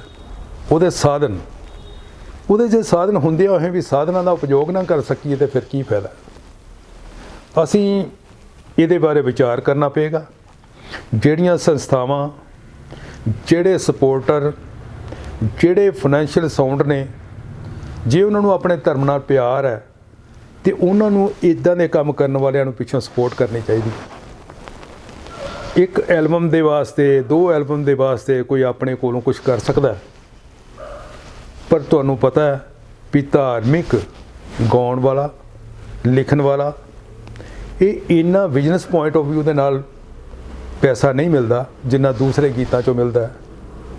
ਸੋ ਸਾਨੂੰ ਇਹਦੇ ਵਿੱਚ ਇਹ ਨਹੀਂ ਕਹਿੰਦੇ ਵੀ ਅਸੀਂ ਪੈਸਾ ਹੀ ਚਾਹੀਦਾ ਹੈ, ਪਰ ਕੰਮ ਕਰਨ ਲਈ ਤਾਂ ਚਾਹੀਦਾ ਹੀ ਹੁੰਦਾ ਹੈ। ਜੀ ਉਹਦੇ ਵਾਸਤੇ ਜਿਹੜੀਆਂ ਸਾਡੀਆਂ ਧਾਰਮਿਕ ਕੁਛ ਇੰਸਟੀਟਿਊਸ਼ਨ ਨੇ, ਸਪੋਰਟਰ ਨੇ, ਹੋਰ ਸੰਸਥਾਵਾਂ ਨੇ, ਉਹਨਾਂ ਨੂੰ ਵਿਚਾਰ ਕਰਕੇ ਇਸ ਤਰ੍ਹਾਂ ਦਾ ਕੰਮ ਕਰਨ ਵਾਲਿਆਂ ਨੂੰ ਪਿੱਛੇ ਸ਼ਾਬਾਸ਼ ਜ਼ਰੂਰ ਦੇਣੀ ਚਾਹੀਦੀ ਹੈ। ਜੀ ਜੀ ਜੀ ਜਲੰਧਰੀ ਸਾਹਿਬ, ਬਹੁਤ ਹੀ ਜ਼ਿਆਦਾ ਖੁਸ਼ੀ ਹੋਈ ਕਿ ਤੁਸੀਂ ਧਾਰਮਿਕ ਲਿਖਦੇ ਨਹੀਂ ਹੋ, ਕਿ ਤੁਸੀਂ ਧਾਰਮਿਕ ਇੱਕ ਸੋਚ ਵੀ ਰੱਖਦੇ ਹੋ। ਤੁਹਾਡੀ ਸੋਚ ਜਿਹੜੀ ਕਿ ਬਹੁਤ ਵਧੀਆ ਆ, ਕਿ ਤੁਸੀਂ ਇਹਦੇ ਬਾਰੇ ਵੀ ਆਪਣੀ ਸੋਚ ਨੂੰ ਲੈ ਕੇ ਕੋਈ ਸਮਾਜਿਕ ਪੱਖ ਰੱਖਣਾ ਚਾਹੁੰਦੇ ਹੋ, ਕਿ ਸਮਾਜ ਨੂੰ ਕੋਈ ਸੰਦੇਸ਼ ਦੇਣਾ ਚਾਹੁੰਦੇ ਹੋ। ਦੇਖੋ, ਧਰਮ ਇੱਕ ਐਸਾ ਵਿਸ਼ਾ ਹੈ, ਬੜਾ ਵਿਸ਼ਾਲ ਵਿਸ਼ਾ। ਜਦ ਮੇਰਾ ਜਨਮ ਜਿਹੜਾ ਸਤਿਗੁਰੂ ਰਵਿਦਾਸ ਮਹਾਰਾਜ ਦੇ ਪਰਿਵਾਰ 'ਚ, ਵੰਸ਼ 'ਚ ਹੋਇਆ, ਤੇ ਮੇਰਾ ਫਰਜ਼ ਬਣਦਾ ਕਿ ਮੈਂ ਉਹਨਾਂ ਦੀ ਮਹਿਮਾ ਗਾਵਾਂ। ਬਿਲਕੁਲ। ਕਿਸੇ ਵੀ ਧਰਮ ਨੂੰ ਮੈਂ ਮਾੜਾ ਨਹੀਂ ਕਹਿੰਦਾ। ਧਰਮ ਦੇ ਹੋ ਸਕਦਾ ਕੁਛ ਉਹਦੇ ਪੈਰੋਕਾਰ, ਆਗੂਕਾਰ ਕੋਈ ਗਲਤ ਹੋ ਸਕਦੇ ਨੇ, ਧਰਮ ਮਾੜਾ ਨਹੀਂ ਹੁੰਦਾ, ਠੀਕ ਹੈ ਨਾ। ਮੈਂ ਇੱਕ ਗੀਤ ਲਿਖਿਆ ਸੀ, ਨਾ ਖਿੱਚੋ ਤਲਵਾਰਾਂ, ਧਰਮ ਤੇ ਪਿਆਰ ਸਿਖਾਉਂਦਾ ਹੈ। ਧਰਮ ਕਦੀ ਮਾਰਨਾ ਕੁੱਟਣਾ ਥੋੜ੍ਹਾ ਸਿਖਾਉਂਦਾ, ਧਰਮ ਤੇ ਪਿਆਰ ਹੀ ਸਿਖਾਉਂਦਾ ਜੀ। ਤੇ ਇਹ ਗਿੰਨੀ ਮਾਹੀ ਦਾ ਗਾਇਆ ਹੋਇਆ ਗੀਤ ਹੈ। ਸੋ ਮੈਂ ਸਮਝਾਂਗਾ ਵੀ ਹਰ ਇੱਕ ਇਨਸਾਨ ਦੇ ਅੰਦਰ ਜਿਹੜਾ ਧਰਮ ਦੇ ਪ੍ਰਤੀ ਸੁਚੇਤ ਹੋਣਾ ਚਾਹੀਦਾ ਉਹਨੂੰ, ਤੇ ਧਾਰਮਿਕ ਜਦੋਂ ਹੋਏਗਾ ਉਹਦੇ 'ਚ ਅੰਦਰ ਮਾਨਵੀ ਗੁਣ ਬੜੇ ਅੱਛੇ ਪੈਦਾ ਹੋਣਗੇ, ਕਿ ਪ੍ਰੇਮ, ਪਿਆਰ, ਸਤਿਕਾਰ। ਚਾਰ ਪਦਾਰਥ ਜੇ ਕੋਈ ਮਾਗੈ, ਸਾਧ ਜਨਾ ਕੀ ਸੇਵਾ ਲਾਗੈ। ਚਾਰ ਪਦਾਰਥ ਕਿਹੜੇ ਨੇ? ਧਰਮ, ਅਰਥ, ਕਾਮ, ਮੋਕਸ਼। ਜਦੋਂ ਬੰਦਾ ਧਾਰਮਿਕ ਹੁੰਦਾ ਹੈ, ਉਹ ਸੱਚ ਬੋਲਦਾ ਹੈ, ਸਾਫ਼ ਰਹਿੰਦਾ ਹੈ, ਸਾਦਾ ਖਾਂਦਾ ਹੈ, ਸੇਵਾ ਕਰਦਾ ਹੈ, ਸਿਮਰਨ ਕਰਦਾ ਹੈ। ਇਹ ਸੰਤਾਂ ਵਾਲੇ ਗੁਣ ਹੈ। ਜਦੋਂ ਇਸ ਤਰ੍ਹਾਂ ਦੇ ਗੁਣਾਂ ਵਾਲਾ ਬੰਦਾ ਹੋਏਗਾ, ਉਹ ਸਮਾਜ ਕਿੰਨਾ ਖੁਸ਼ਹਾਲ ਹੋਏਗਾ। ਬਿਲਕੁਲ ਜੀ। ਜੇ ਅਸੀਂ ਇਹ ਗੁਣਾਂ ਨੂੰ ਅਪਣਾਵਾਂਗੇ ਤੇ ਸਾਡਾ ਸਮਾਜ ਬੜਾ ਪ੍ਰਫੁੱਲਿਤ ਹੋਏਗਾ, ਖੁਸ਼ਹਾਲ ਹੋਏਗਾ। ਕਿਸੇ ਤੋਂ ਕਿਸੇ ਦਾ ਭੈ ਨਹੀਂ ਹੋਏਗਾ। ਜਿੱਦਾਂ ਸਤਿਗੁਰੂ ਰਵਿਦਾਸ ਮਹਾਰਾਜ ਨੇ ਆਖਿਆ, ਬੇਗਮਪੁਰਾ ਸ਼ਹਿਰ ਕੋ ਨਾਓ, ਦੁਖ ਅੰਦੋ ਨਹੀਂ ਤੇ ਹਟਾਓ, ਨਾ ਤਸਵੀਸ ਖਰਾਜ ਨਾ ਮਾਲ, ਖੌਫ ਨਾ ਖਤਾ ਨਾ ਤਰਸ ਜਵਾਲ। ਸੋ ਸਤਿਗੁਰੂ ਰਵਿਦਾਸ ਮਹਾਰਾਜ ਨੇ ਜੋ ਐਸਾ ਬੇਗਮਪੁਰਾ, ਜਿੱਥੇ ਪੂਰਨ ਸੁਖ ਧਾਮ ਜਿਹਨੂੰ ਕਹਿੰਦੇ ਆ, ਜਿੱਥੇ ਸਾਰੇ ਸੁੱਖ ਹੋਣ ਜੀ, ਗਮ ਤੋਂ ਰਹਿਤ ਸ਼ਹਿਰ, ਜਿੱਥੇ ਕਿਸੇ ਨਾਲ ਕਿਸੇ ਦਾ ਦੁੱਖ ਨਾ ਹੋਵੇ, ਵੈਰ ਨਾ ਹੋਵੇ, ਕਿਸੇ ਤੋਂ ਕਿਸੇ ਤਰ੍ਹਾਂ ਦੀ ਘਬਰਾਹਟ ਨਾ ਹੋਵੇ, ਕਿਸੇ ਤੋਂ ਕੋਈ ਖੌਫ ਨਾ ਖਤਾ ਨਾ ਹੋਵੇ, ਐਸੇ ਸ਼ਹਿਰ ਦੀ ਉਹਨਾਂ ਨੇ ਵਿਆਖਿਆ ਕੀਤੀ। ਤੋ ਸਤਿਗੁਰੂ ਰਵਿਦਾਸ ਮਹਾਰਾਜ ਦੇ ਉਸ ਸਿਧਾਂਤ ਨੂੰ ਲੈ ਕੇ ਭਈ ਬੇਗਮਪੁਰਾ ਜਿੱਥੇ ਸਮਾਜਿਕ, ਧਾਰਮਿਕ, ਆਰਥਿਕ ਤੇ ਜਿੱਥੇ ਸੱਭਿਆਚਾਰਕ ਸਮਾਨਤਾ ਹੋਵੇ ਜੀ, ਉਹ ਤਾਈਓ ਪੈਦਾ ਹੋਏਗਾ ਜਦੋਂ ਅਸੀਂ ਧਾਰਮਿਕ ਹੋਵਾਂਗੇ, ਜੇ ਇੱਕ ਦੂਜੇ ਦੀ ਕਦਰ ਕਰਾਂਗੇ ਜੀ। ਸੋ ਉਹ ਸਾਨੂੰ ਤਾਈਓ ਮਿਲੇਗੀ ਜੇ ਅਸੀਂ ਸੰਤਾਂ ਦੀ ਸ਼ਰਨ 'ਚ ਜਾਵਾਂਗੇ, ਧਰਮ ਦੀ ਸ਼ਰਨ 'ਚ ਜਾਵਾਂਗੇ ਜੀ। ਅੱਛੇ ਸੰਤਾਂ ਦੇ, ਅੱਛੇ ਗੁਰੂਆਂ ਦੇ ਉਪਦੇਸ਼ ਨੂੰ ਸੁਣਾਂਗੇ, ਸੇਵਾ ਕਰਾਂਗੇ। ਸੋ ਉਹ ਸਾਡਾ ਹਰ ਇਨਸਾਨੀ ਫਰਜ਼ ਬਣਦਾ ਹੈ। ਸਤਿਗੁਰੂ ਰਵਿਦਾਸ ਮਹਾਰਾਜ ਨੇ ਜਦੋਂ ਇਹ ਸਾਰੇ ਹੀ ਸਾਨੂੰ ਮਿਸਾਲਾਂ ਦੇ ਦੇ ਕੇ ਆਪਣੀ ਬਾਣੀ ਲਈ ਸਮਝਾਇਆ ਹੈ, ਤੇ ਸਾਨੂੰ ਉਹਨਾਂ ਚੀਜ਼ਾਂ ਨੂੰ ਫਾਲੋ ਕਰਨਾ ਚਾਹੀਦਾ, ਕਿਉਂਕਿ ਅਸੀਂ ਉਸ ਮਹਾਨ ਡਰਾਈਵਰ ਦੇ ਬੱਚੇ ਹਾਂ ਜੀ। ਉਹਨਾਂ ਦੀ ਸੋਚ ਨੂੰ ਅਪਣਾਉਣਾ ਚਾਹੀਦਾ ਹੈ, ਜੋ ਗੁਰੂਆਂ ਦੀ ਸ਼ਰਨ ਵਿੱਚ ਜਾਣਾ ਚਾਹੀਦਾ ਹੈ। ਚੰਗੇ ਗੁਣਾਂ ਨੂੰ ਅਪਣਾਵਾਂਗੇ ਤੇ ਅਸੀਂ ਚੰਗੇ ਹੀ ਕਹਾਵਾਂਗੇ। ਜੀ ਜੀ। ਸੋ ਮੈਂ ਇਹ ਸਮਝਦਾ, ਬਹੁਤ ਸਾਰੇ ਸਮਾਜ ਦੇ ਵਿੱਚ ਮੈਂ ਇਹ ਵੀ ਦੇਖਿਆ, ਸਾਡੇ ਵਰਗੇ ਹੋਰ ਕਈ ਵੀਰ, ਸਾਡੇ ਨਾਲੋਂ ਜ਼ਿਆਦਾ ਜਾਣਕਾਰ, ਸਾਡੇ ਨਾਲੋਂ ਜ਼ਿਆਦਾ ਸਿਆਣੇ, ਜਿਨ੍ਹਾਂ ਦੀ ਸੰਗਤ ਕਰਦੇ ਆ, ਉਹ 'ਚੋਂ ਵੀ ਬੜਾ ਕੁਝ ਮਿਲਦਾ ਹੈ ਜੀ। ਪਰ ਬਹੁਤ ਸਾਰੇ ਐਸੇ ਵੀ ਮਿਲਦੇ ਨੇ ਵੀ ਸਤਿਗੁਰੂ ਰਵਿਦਾਸ ਮਹਾਰਾਜ ਜੀ ਨੇ ਜਿਹੜੇ ਕਰਮਕਾਂਡ ਪਖੰਡਾਂ ਨੂੰ ਭੰਡਿਆ, ਜਿਹੜੇ ਵਹਿਮਾਂ ਭਰਮਾਂ ਪਖੰਡਾਂ ਨੂੰ ਉਹਨਾਂ ਨਿਖੇਧੀ ਕੀਤੀ, ਸਾਡੇ ਸਮਾਜ 'ਚ ਅੱਜ ਵੀ ਵਿਦਵਾਨ ਨੇ ਜੀ। ਜਦ ਤੱਕ ਉਹਨਾਂ ਨੂੰ ਅਸੀਂ ਛੱਡਦੇ ਨਹੀਂ, ਸਾਡੇ ਸਮਾਜ ਦੇ ਵਿੱਚ ਇੰਨੀ ਜ਼ਿਆਦਾ ਤਰੱਕੀ ਨਹੀਂ ਹੋਏਗੀ। ਜੇ ਉਹਨਾਂ ਨੂੰ ਛੱਡ ਦਾਂਗੇ, ਅਸੀਂ ਬੜੀ ਛੇਤੀ ਤਰੱਕੀ ਕਰ ਸਕਦੇ ਹਾਂ। ਸੋ ਅਫਸੋਸ ਦੀ ਗੱਲ ਹੈ ਵੀ ਜਿਨ੍ਹਾਂ ਕਰਮਕਾਂਡਾਂ ਪਖੰਡਾਂ ਦੇ ਵਿਰੋਧੀ ਰਹੇ ਸਤਿਗੁਰੂ ਰਵਿਦਾਸ ਮਹਾਰਾਜ, ਉਹਨਾਂ ਨੂੰ ਅਸੀਂ ਅੱਜ ਵੀ ਅਪਣਾ ਰਹੇ ਹਾਂ। ਜਿਹੜੇ ਸਾਡੇ ਕੰਨਾਂ ਦੇ ਵਿੱਚ ਸੀਸਾ ਘੋਲ ਘੋਲ ਕੇ ਪਾਉਂਦੇ ਸੀ, ਜਿਹੜੇ ਸਾਨੂੰ ਮੰਦਿਰਾਂ 'ਚ ਵੜਨ ਦੀ ਆਗਿਆ ਨਹੀਂ ਸੀ ਦਿੰਦੇ। ਜੀ। ਠੀਕ ਹੈ, ਸਮਾਜ ਦੀ ਕੋਈ ਜ਼ਰੂਰਤ ਹੁੰਦੀ ਹੈ, ਪਰ ਆਪਣੇ ਸਿਧਾਂਤਾਂ ਨੂੰ ਵੀ ਨਹੀਂ ਵਿਸਾਰਨਾ ਚਾਹੀਦਾ, ਜੀ ਆਪਣੇ ਫਰਜ਼ਾਂ ਨੂੰ ਵੀ ਨਹੀਂ ਭੁੱਲਣਾ ਚਾਹੀਦਾ। ਡਾਕਟਰ ਭੀਮ ਰਾਓ ਅੰਬੇਦਕਰ ਸਾਹਿਬ ਨੇ, ਜਿਨ੍ਹਾਂ ਦੀ ਬਦੌਲਤ ਅਸੀਂ ਇੰਨੇ ਉੱਚੇ ਉੱਚੇ ਘਰ ਬਣਾਏ, ਸਾਡੇ ਚਿਹਰਿਆਂ ਦੀਆਂ ਝਲਕ ਸਾਡੀ ਬਦਲ ਗਈ, ਸਾਡੇ ਚਿਹਰਿਆਂ 'ਤੇ ਅੱਜ ਨੂਰ ਦਿਖਾਈ ਦਿੰਦਾ ਜੀ, ਖੁਸ਼ਹਾਲੀ ਦਿਖਾਈ ਦਿੰਦੀ ਹੈ, ਘਰਾਂ ਦੇ ਵਿੱਚ ਖੁਸ਼ਹਾਲੀ ਦਿਖਾਈ ਦਿੰਦੀ ਹੈ, ਕੱਪੜੇ ਪਾਉਣ ਦਾ ਨਜ਼ਰੀਆ ਢੰਗ ਬਦਲ ਗਿਆ ਸਾਡਾ, ਅੱਗੇ ਨਾਲੋਂ ਵੱਧ ਕੇ ਸਾਡੀਆਂ ਸੋਹਣੀਆਂ ਤਸਵੀਰਾਂ ਬਣ ਗਈਆਂ ਜੀ। ਅਫਸੋਸ ਹੈ ਪੇ ਬੈਕ ਟੂ ਸੁਸਾਇਟੀ 'ਤੇ ਕੀ ਕਰਨੀ ਹੈ ਭਈ ਉਹਨਾਂ ਦੇ ਪੇ ਬੈਕ ਟੂ ਸੁਸਾਇਟੀ ਕਰਨ ਦੀ ਬਜਾਏ ਕਈਆਂ ਨੇ ਧਰਮ ਬਦਲਿਆ, ਕਈਆਂ ਨੇ ਨਾਂ ਬਦਲ ਲਿਆ, ਕਿਸੇ ਨੇ ਜਾਤ ਬਦਲ ਲਈ। ਜੀ ਉਹਦੇ ਨਾਲ ਕੀ ਆਪਣੇ ਆਪ ਨੂੰ ਉੱਚਾ ਕਹਾਉਣਗੇ? ਬੜੇ ਅਫਸੋਸ ਦੀ ਗੱਲ ਹੈ ਕਿ ਉਹ ਆਪਣੇ ਰਹਿਬਰਾਂ ਨੂੰ ਭੁੱਲ ਰਹੇ ਨੇ। ਉਹਨਾਂ ਰਹਿਬਰਾਂ ਨੇ ਜਿਨ੍ਹਾਂ ਦੀ ਬਦੌਲਤ ਉਹਨਾਂ ਨੇ ਇੰਨੀਆਂ ਵੱਡੀਆਂ ਕੋਠੀਆਂ ਵਿਸ਼ਾਲ ਬਣਾਈਆਂ, ਉਹਨਾਂ ਦੀ ਦੀਵਾਰਾਂ 'ਤੇ ਅੱਜ ਉਹਨਾਂ ਦੇ ਨਾਂ ਤਸਵੀਰਾਂ 'ਤੇ ਕੀ ਕਿਸੇ ਹੋਰ ਨੇ ਥਾਂ ਲੈ ਲਈ? ਉਹਨਾਂ ਦੀ ਤਸਵੀਰਾਂ ਦੀ ਥਾਂ ਕਿਸੇ ਹੋਰ ਨੇ ਲੈ ਲਈ। ਉਹ ਆਪਣੇ ਰਹਿਬਰਾਂ ਨੂੰ ਭੁੱਲ ਗਏ। ਮੈਂ ਕਿਸੇ ਘਰ ਗਿਆ, ਕੋਈ ਮਹਾਨ ਆਤਮਾ ਮੇਰੇ ਨਾਲ ਸੀ ਜਿਨ੍ਹਾਂ ਦੇ ਚਰਨਾਂ ਨਾਲ ਮੈਂ ਗਿਆ। ਜਦੋਂ ਉਹਨਾਂ ਦੇ ਘਰ ਅਸੀਂ ਚਾਹ ਪਾਣੀ ਪੀ ਰਹੇ ਸੀ ਤਾਂ ਬੜਾ ਮਹਿਸੂਸ ਹੋਇਆ ਪਰ ਯਾਰ ਇਹ ਕਹਿਣ ਨੂੰ ਤਾਂ ਰਵਿਦਾਸੀਆ ਹੈ, ਐਡਾ ਅੱਛਾ ਘਰ ਬਣਾਇਆ ਹੈ, ਇੰਨਾ ਉੱਚਾ ਸਥਾਨ ਬਣਾਇਆ ਹੈ, ਪਰ ਇਹਦੇ ਘਰ ਇੱਕ ਵੀ ਤਸਵੀਰ ਸਾਹਿਬ ਸ਼੍ਰੀ ਗੁਰੂ ਰਵਿਦਾਸ ਮਹਾਰਾਜ ਦੀ ਨਹੀਂ ਲੱਗੀ, ਨਾ ਡਾਕਟਰ ਭੀਮ ਰਾਓ ਅੰਬੇਦਕਰ ਦੀ ਲੱਗੀ। ਇਹ ਕਾਹਦਾ ਰਵਿਦਾਸੀਆ ਯਾਰ? ਇਹ ਕਾਹਦਾ ਅੰਬੇਦਕਰੀ ਹੈ? ਪਰ ਦੁੱਖ ਹੁੰਦਾ ਕਿ ਮੇਰੇ ਸਮਾਜ ਦਾ ਉਹ ਤਾਂ ਮੈਨੂੰ ਹੋਰ ਦੂਸਰੀਆਂ ਕਮਿਊਨਿਟੀਆਂ ਨਾਲੋਂ ਵੀ ਭੈੜਾ ਲੱਗਦਾ, ਉਹਨਾਂ ਤੋਂ ਵੀ ਜ਼ਿਆਦਾ ਖਤਰਨਾਕ ਲੱਗਦਾ, ਜਿਨ੍ਹਾਂ ਦੀ ਬਦੌਲਤ ਅੱਜ ਅਸੀਂ ਆਪਣੇ ਘਰਾਂ ਦਾ ਕੁਝ ਸਵਾਰ ਸਕੇ ਹਾਂ, ਕੁਛ ਆਪਣਾ ਜੀਵਨ ਸਵਾਰ ਸਕੇ ਹਾਂ, ਜਿਨ੍ਹਾਂ ਦੀ ਬਦੌਲਤ ਸਾਡੇ ਬੱਚੇ ਬਾਹਰ ਵਿਦੇਸ਼ਾਂ 'ਚ ਪੜ੍ਹ ਰਹੇ ਨੇ, ਜਿਨ੍ਹਾਂ ਦੀ ਬਦੌਲਤ ਅਸੀਂ ਅੱਜ ਕੁਛ ਕਹਿਣ ਜੋਗੇ ਹੋ ਗਏ ਹਾਂ, ਜੇ ਉਹਨਾਂ ਨੂੰ ਭੁੱਲ ਜਾਈਏ ਉਸ ਸ਼ਖਸ ਨੂੰ ਤੇ ਫਿੱਟੇ ਮੂੰਹ ਹੀ ਕਿਹਾ ਜਾਏਗਾ ਜੀ। ਸੋ ਸਾਨੂੰ ਇਹ ਚੀਜ਼ਾਂ ਨਹੀਂ ਅਪਣਾਉਣੀਆਂ। ਅਸੀਂ ਜੇ ਕੁਛ ਜਿਨ੍ਹਾਂ ਦੀ ਬਦੌਲਤ ਬਣੇ ਆ ਉਹਨਾਂ ਦਾ ਸਤਿਕਾਰ ਕਰਨਾ, ਉਹਨਾਂ ਨੂੰ ਪਿਆਰ ਕਰਨਾ, ਉਹਨਾਂ ਦੀ ਬਦੌਲਤ ਸਾਨੂੰ ਕੁਛ ਵੀ ਕੁਰਬਾਨ ਕਰਨਾ ਪੈਂਦਾ, ਕਰਨਾ ਚਾਹੀਦਾ। ਸੋ ਇਹ ਮੇਰੇ ਖਿਆਲ ਜਿਹੜੇ ਨੇ ਇਹ ਗੁਰੂਆਂ ਦੀ ਸੰਗਤ 'ਚੋਂ ਹੀ ਰਹਿ ਕੇ ਮਿਲੇ ਨੇ ਜੀ, ਚੰਗੀ ਸੰਗਤ 'ਚੋਂ ਹੀ ਮਿਲੇ ਨੇ, ਉਹ ਸਤਿਗੁਰ ਕਾਸ਼ੀ ਵਾਲੇ ਦੀ ਕਿਰਪਾ ਨਾਲ ਮਿਲੇ ਨੇ। ਤੇ ਮੈਂ ਸੋਚਦਾ ਵੀ ਇਹ ਮੇਰਾ ਫਰਜ਼ ਹੈ, ਮੈਂ ਕੋਈ ਖਾਸ ਨਹੀਂ ਕਰ ਰਿਹਾ, ਇਹ ਜਿਹੜੀ ਕੌਮ ਹੈ ਮੇਰੀ ਵੀ ਹੈ ਜੀ ਜੀ। ਜਿੰਨਾ ਤੁਹਾਡਾ ਯੋਗਦਾਨ ਹੈ ਉਹਨਾਂ ਮੈਂ ਵੀ ਕੋਸ਼ਿਸ਼ ਕਰਦਾ ਕਿ ਜਿੰਨਾ ਮੇਰੇ ਕੋਲ ਹੋ ਸਕੇ ਮੈਂ ਪਾਵਾਂ। ਜੀ ਜੀ ਜੀ ਜਲੰਧਰੀ ਸਾਹਿਬ, ਬਹੁਤ ਹੀ ਵਧੀਆ ਗੱਲ ਹੈ ਕਿ ਇਹ ਇਕੱਲੇ ਬੰਦੇ ਦਾ ਨਹੀਂ ਫਰਜ਼, ਇਹ ਹਰੇਕ ਬੰਦੇ ਦਾ ਫਰਜ਼ ਆ ਕਿ ਅਸੀਂ ਆਪਣੇ ਰਹਿਬਰਾਂ ਦੇ ਦਿਖਾਏ ਹੋਏ ਰਸਤੇ ਤੇ ਚੱਲੀਏ। ਕਿਉਂਕਿ ਗੁਰੂ ਰਵਿਦਾਸ ਮਹਾਰਾਜ ਨੇ ਉਸ ਸਮੇਂ ਵਿੱਚ ਜਦੋਂ ਕੰਨਾਂ ਵਿੱਚ ਸਿੱਕੇ ਢਾਲ ਕੇ ਪਾਏ ਜਾਂਦੇ, ਕਿੰਨਾ ਸੰਘਰਸ਼ ਕੀਤਾ ਹੋਏਗਾ ਸਾਡੇ ਸਮਾਜ ਲਈ। ਸੋਚਦਾ ਸਮਾਜ ਵਿੱਚ ਕਿੰਨਾ ਭੇਦਭਾਵ ਸੀ, ਸਮਾਂ ਮਜਲੂਮਾਂ ਲਈ ਕਿੰਨਾ ਉਹ ਖਰਾਬ ਸੀ। ਜੀ ਜੀ। ਸੋਚ ਊਚ ਨੀਚ ਵਾਲੀ ਗਰੀਬਾਂ ਨੂੰ ਸੀ ਰੋਲਦੀ, ਕੱਲ ਕਾਸ਼ੀ ਵਾਲੇ ਦੀ ਤਸਵੀਰ ਵੇਖੀ ਬੋਲਦੀ। ਜੀ ਜੀ। ਜਾਂ ਤੁਸੀਂ ਸੁਣਿਆ ਹੋਣਾ ਕੰਠਕਲੇਰ ਦੀ ਆਵਾਜ਼ ਤੇ ਵੀ ਇਤਿਹਾਸ ਸਾਡੀ ਕੁਰਬਾਨੀਆਂ ਦਾ ਰੋਜ਼ ਪੜੋ ਪੜ ਮੁੱਕਦਾ ਨਹੀਂ, ਕਰੇ ਜ਼ੁਲਮੀ ਜ਼ੁਲਮ ਹਜ਼ਾਰਾਂ ਵੀ ਸਿਰ ਕੱਟ ਜੂਗਾ ਪਰ ਝੁਕਦਾ ਨਹੀਂ। ਜੀ ਜੀ। ਇਹ ਕੰਠਕਲੇਰ ਦਾ ਹੱਕ ਗੀਤ ਸੀ ਜਿਹੜਾ, ਉਹਦੇ ਵਿੱਚ ਇਹ ਬੋਲ ਸਨ ਵੀ ਪ੍ਰੇਮ ਪਿਆਰ ਭਾਈਚਾਰੇ ਦਾ ਸਾਨੂੰ ਸਬਕ ਪੜ੍ਹਾਇਆ ਗੁਰੂਆਂ ਨੇ, ਗਊ ਗਰੀਬ ਦੀ ਰੱਖਿਆ ਲਈ ਸਾਨੂੰ ਫਰਜ਼ ਸਿਖਾਇਆ ਗੁਰੂਆਂ ਨੇ, ਸਾਡੀ ਅਣਖ ਨੂੰ ਕੋਈ ਵੰਗਾਰੇ ਜੇ, ਵੈਰੀ ਬਨ ਲਲਕਾਰੇ ਜੇ, ਮਧੂ ਮੱਖੀਆਂ ਦੇ ਵਾਂਗੋਂ ਫਿਰ ਟੁੱਟ ਪੈਣਾ ਜਾਣਦੇ ਹਾਂ, ਰਵਿਦਾਸ ਗੁਰੂ ਦੇ ਪੁੱਤਰ ਹਾਂ ਹੱਕ ਲੈਣਾ ਜਾਣਦੇ ਹਾਂ। ਸੋ ਇਹ ਜਿਹੜੇ ਗੀਤ ਨੇ ਇਹ ਕੌਮ ਨੂੰ ਜਾਗਰਤ ਕਰਨ ਵਾਲੇ ਗੀਤ ਨੇ ਜੀ, ਆਪਣੇ ਫਰਜ਼ਾਂ ਨੂੰ ਜਗਾਉਣ ਵਾਲੇ ਗੀਤ ਨੇ।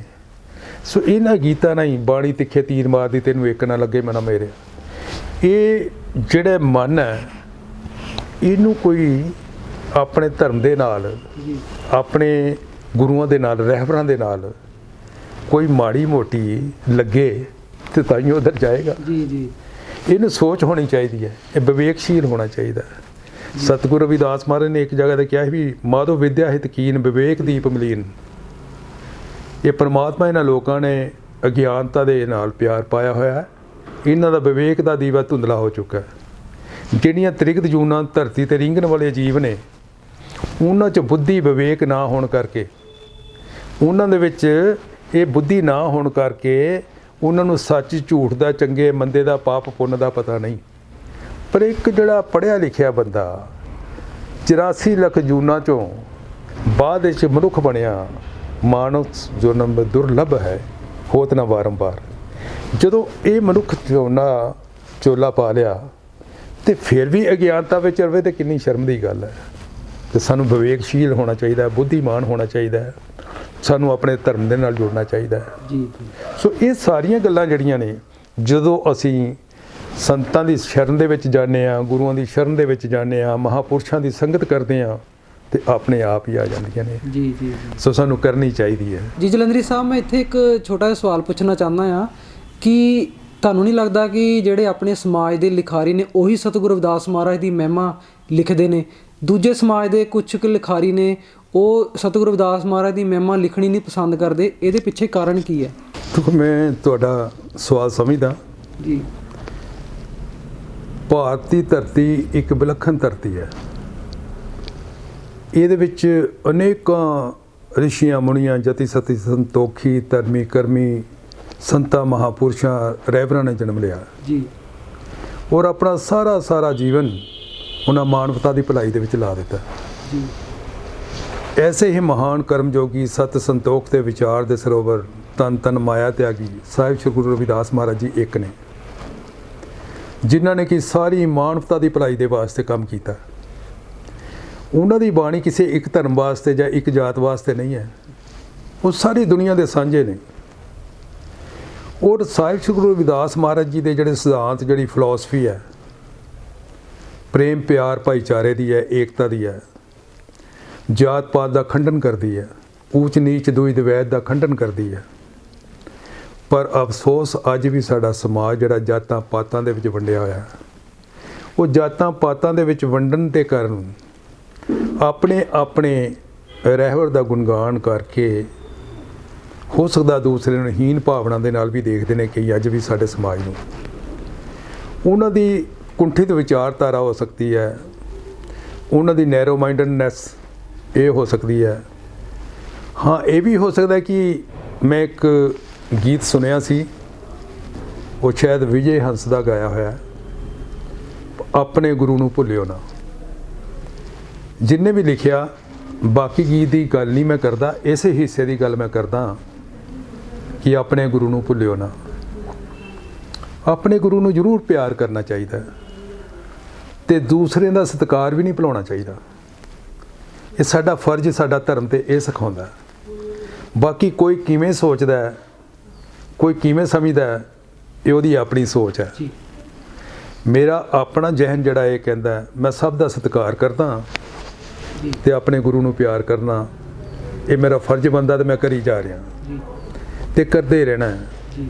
ਬਾਕੀ ਜਿਹੜਾ ਇਹ ਵਿਤਕਰਾ ਹੈ, ਇਹੋ ਹੀ ਤੇ ਸਾਡੇ ਸੰਤ ਮਹਾਪੁਰਸ਼ ਸਮਝਾ ਰਹੇ ਨੇ ਵੀ ਇਹ ਨਹੀਂ ਕਰਨਾ ਚਾਹੀਦਾ, ਇਹਨਾਂ ਤੋਂ ਦੂਰ ਰਹਿਣਾ ਚਾਹੀਦਾ। ਪਿਆਰ ਤੇ ਸਾਨੂੰ ਸਭ ਨੂੰ ਕਰਨਾ ਚਾਹੀਦਾ, ਇੱਕ ਦੂਜੇ ਦੀ ਅਦਬ ਕਰਨੀ ਚਾਹੀਦੀ ਹੈ। ਸਾਰੇ ਗੁਰੂ ਮਹਾਪੁਰਸ਼ ਜਿਹੜੇ ਹੋਏ ਨੇ, ਸੰਤ ਮਹਾਪੁਰਸ਼ ਜਿਹੜੇ ਹੋਏ ਨੇ, ਉਹਨਾਂ ਨੇ ਸਾਨੂੰ ਪ੍ਰੇਮ ਪਿਆਰ ਭਾਈਚਾਰਾ ਸਿਖਾਇਆ ਹੈ, ਉਹ ਸੱਚੇ ਨਾਮ ਦਾ ਸਿਮਰਨ ਸਿਖਾਇਆ ਹੈ, ਉਹ ਸਮਾਜ ਦੇ ਵਿੱਚ ਏਕਤਾ ਨੂੰ, ਸਮਾਜ ਦੇ ਵਿੱਚ ਪਿਆਰ ਨੂੰ ਉਹਨਾਂ ਨੇ ਉਭਾਰਿਆ ਹੈ। ਸਾਰੇ ਸੰਤਾਂ ਮਹਾਪੁਰਸ਼ਾਂ ਦਾ ਇੱਕੋ ਹੀ ਉਪਦੇਸ਼ ਹੈ, ਨਾਮ ਹੀ ਉਸ ਪ੍ਰਭੂ ਪਰਮਾਤਮਾ ਦਾ ਅਸਲ ਸਰੂਪ ਹੈ। ਨਾਮ ਜਿਹੜਾ ਰਸ ਪੀ ਕੇ, ਨਾਮ ਦਾ ਰਸ ਪੀ ਕੇ ਹੀ ਪ੍ਰਭੂ ਪ੍ਰੇਮੀ ਅਮਰ ਹੋ ਜਾਂਦਾ ਹੈ।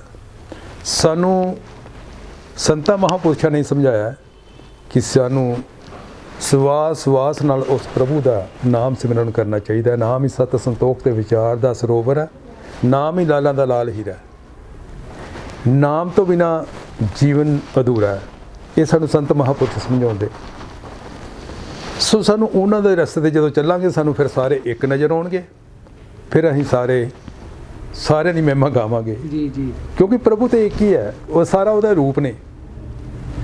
ਭਾਵੇਂ ਕਿ ਸਾਹਿਬ ਸ਼੍ਰੀ ਗੁਰੂ ਰਵਿਦਾਸ ਮਹਾਰਾਜ ਜੀ ਨੇ, ਭਾਵੇਂ ਸਤਿਗੁਰੂ ਕਬੀਰ ਜੀ ਨੇ, ਭਾਵੇਂ ਸਤਿਗੁਰੂ ਨਾਨਕ ਦੇਵ ਜੀ ਨੇ, ਭਾਵੇਂ ਸਤਿਗੁਰੂ ਨਾਮਦੇਵ ਜੀ ਨੇ, ਸਾਰੇ ਉਹਦਾ ਪਰਮਾਤਮਾ ਦਾ ਰੂਪ ਹੈ।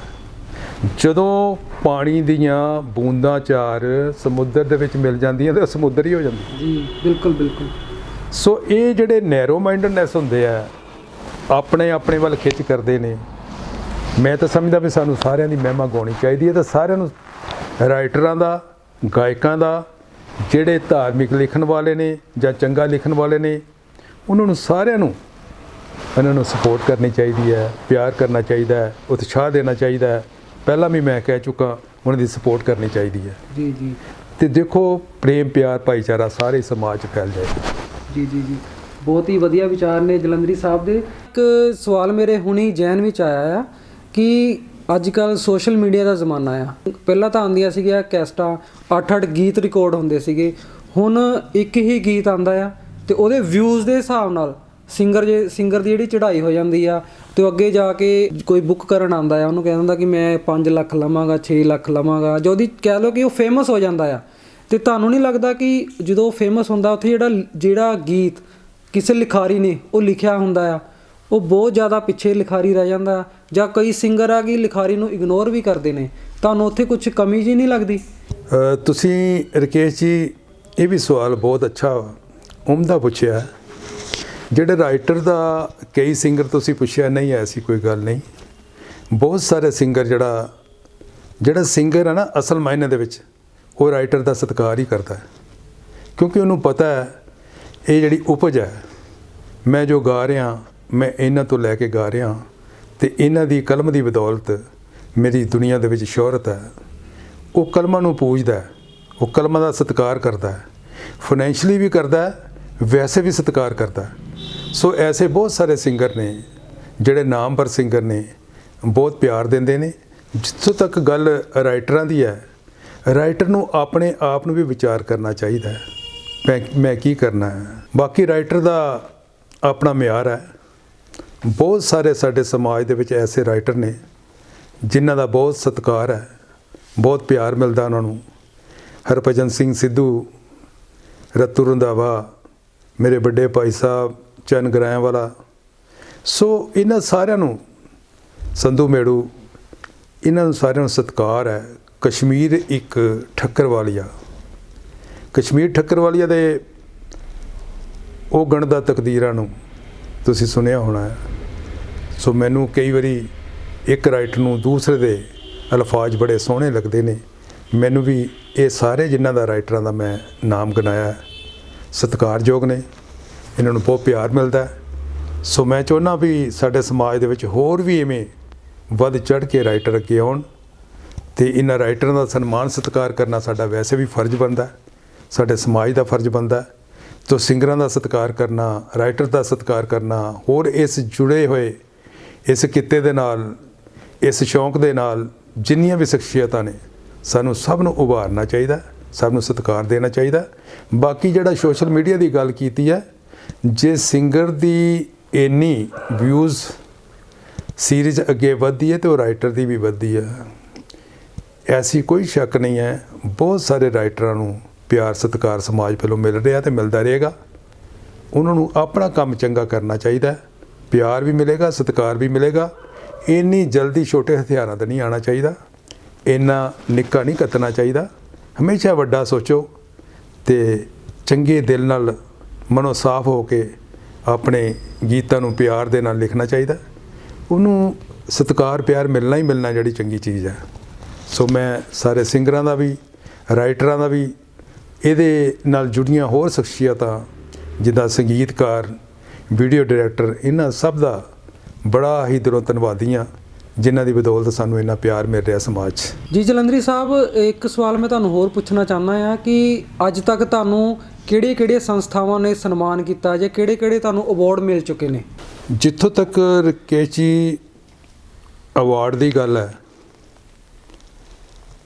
ਬਹੁਤ ਸਾਰੀਆਂ ਸਾਹਿਤਕ ਸਭਾਵਾਂ, ਬਹੁਤ ਸਾਰੀਆਂ ਧਾਰਮਿਕ ਜਥੇਬੰਦੀਆਂ, ਧਾਰਮਿਕ ਸੰਸਥਾਵਾਂ, ਉਹਨਾਂ ਦੇ ਵੱਲੋਂ ਸ਼ਾਇਦ ਹੀ ਕੋਈ ਐਸੀ ਸੰਸਥਾ ਹੋਵੇਗੀ ਜਿਨ੍ਹਾਂ ਵੱਲੋਂ ਮੈਨੂੰ ਸਨਮਾਨ ਸਤਿਕਾਰ ਨਹੀਂ ਮਿਲਿਆ। ਹੁਣੇ ਪਿੱਛੇ ਜਿਹੀ ਜਨ ਹਿਤ ਸੁਧਾਰ ਸਭਾ, ਜੋ ਕਿ 32 ਸਾਲਾਂ ਤੋਂ ਆਪਣਾ ਪ੍ਰੋਗਰਾਮ ਸੰਤ ਸੰਮੇਲਨ ਕਰਾਉਂਦੀ ਹੈ, ਉਹਨਾਂ ਨੇ ਫਖਰੇ ਕੌਮ ਅਵਾਰਡ ਦੇ ਨਾਲ ਮੈਨੂੰ ਨਵਾਜਿਆ ਸੀ, ਫਿਰ ਆਵਾਜ਼ੇ ਕੌਮ ਦੇ ਨਾਲ ਨਵਾਜਿਆ ਸੀ।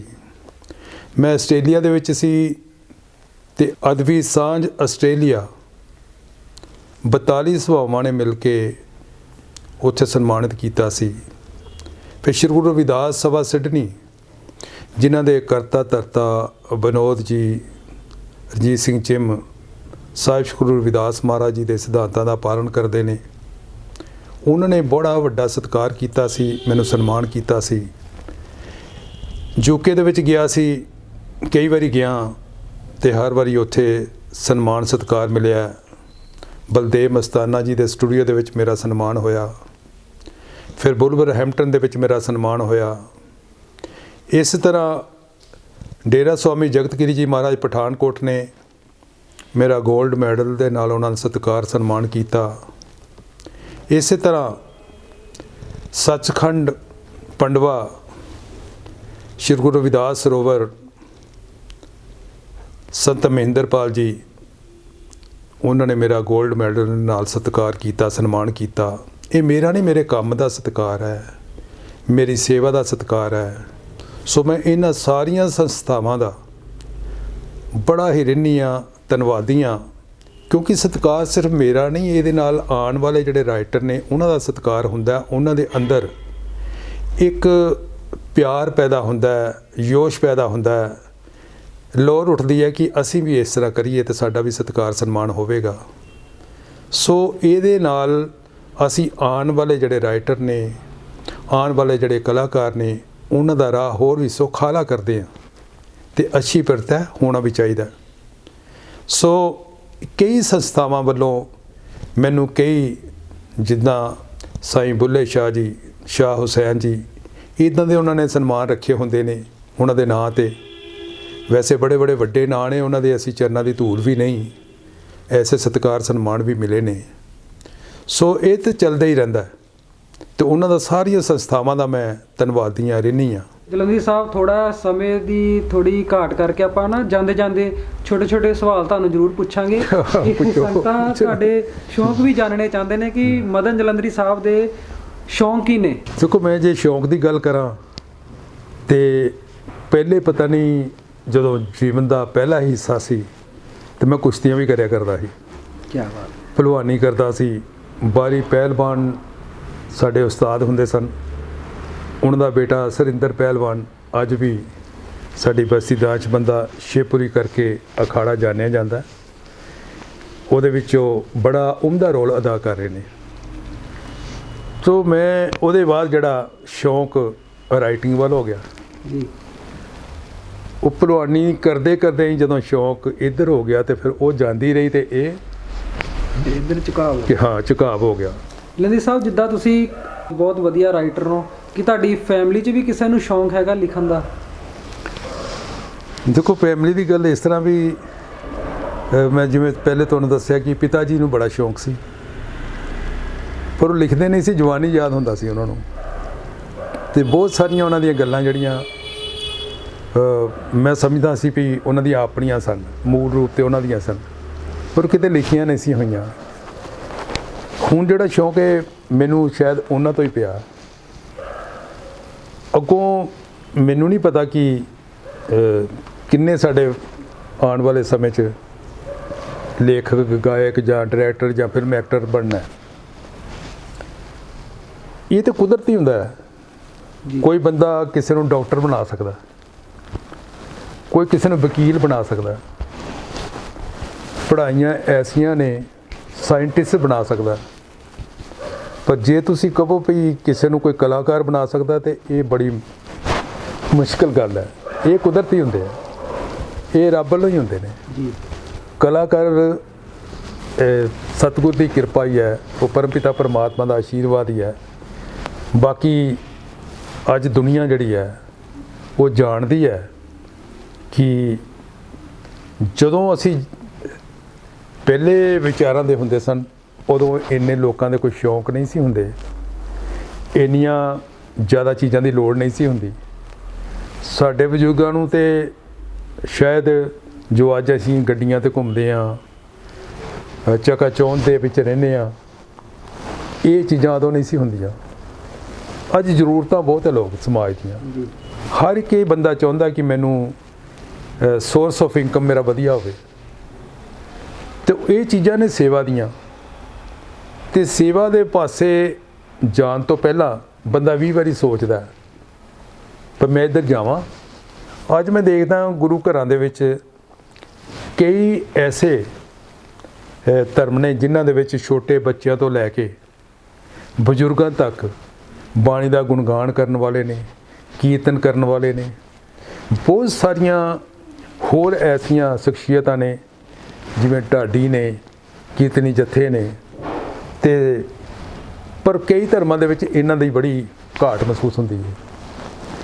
ਕਿ ਜਿਹੜਾ ਧਰਮ ਦੀ ਸ਼ਰਨ 'ਚ ਚਲਾ ਜਾਏ, ਉਹਦੇ ਧਰਮ ਦੇ ਆਗੂਕਾਰਾਂ ਦੀ ਇੱਕ ਫਰਜ਼ ਬਣ ਜਾਂਦਾ ਹੈ, ਕਿ ਜ਼ਿੰਮੇਵਾਰੀ ਬਣ ਜਾਂਦੀ ਹੈ ਕਿ ਜੇ ਸਾਡੀ ਕੋਈ ਸ਼ਰਨ 'ਚ ਆਇਆ ਤਾਂ ਅਸੀਂ ਇਹਦੀ ਸਪੋਰਟ ਕਰੀਏ। ਬਿਲਕੁਲ। ਇਹਦਾ ਜੇ ਪਰਿਵਾਰ ਆ ਤਾਂ ਇਹਦੀ ਵੀ ਸਾਡੀ ਜ਼ਿੰਮੇਵਾਰੀ ਕੋਈ ਹੈਗੀ ਆ, ਨਹੀਂ ਤੇ ਉਹ ਪਰਿਵਾਰ ਬਣਾਵੇ ਹੀ ਨਾ ਤੇ ਉਹ ਵਿਆਹ ਨਾ ਕਰਾਵੇ।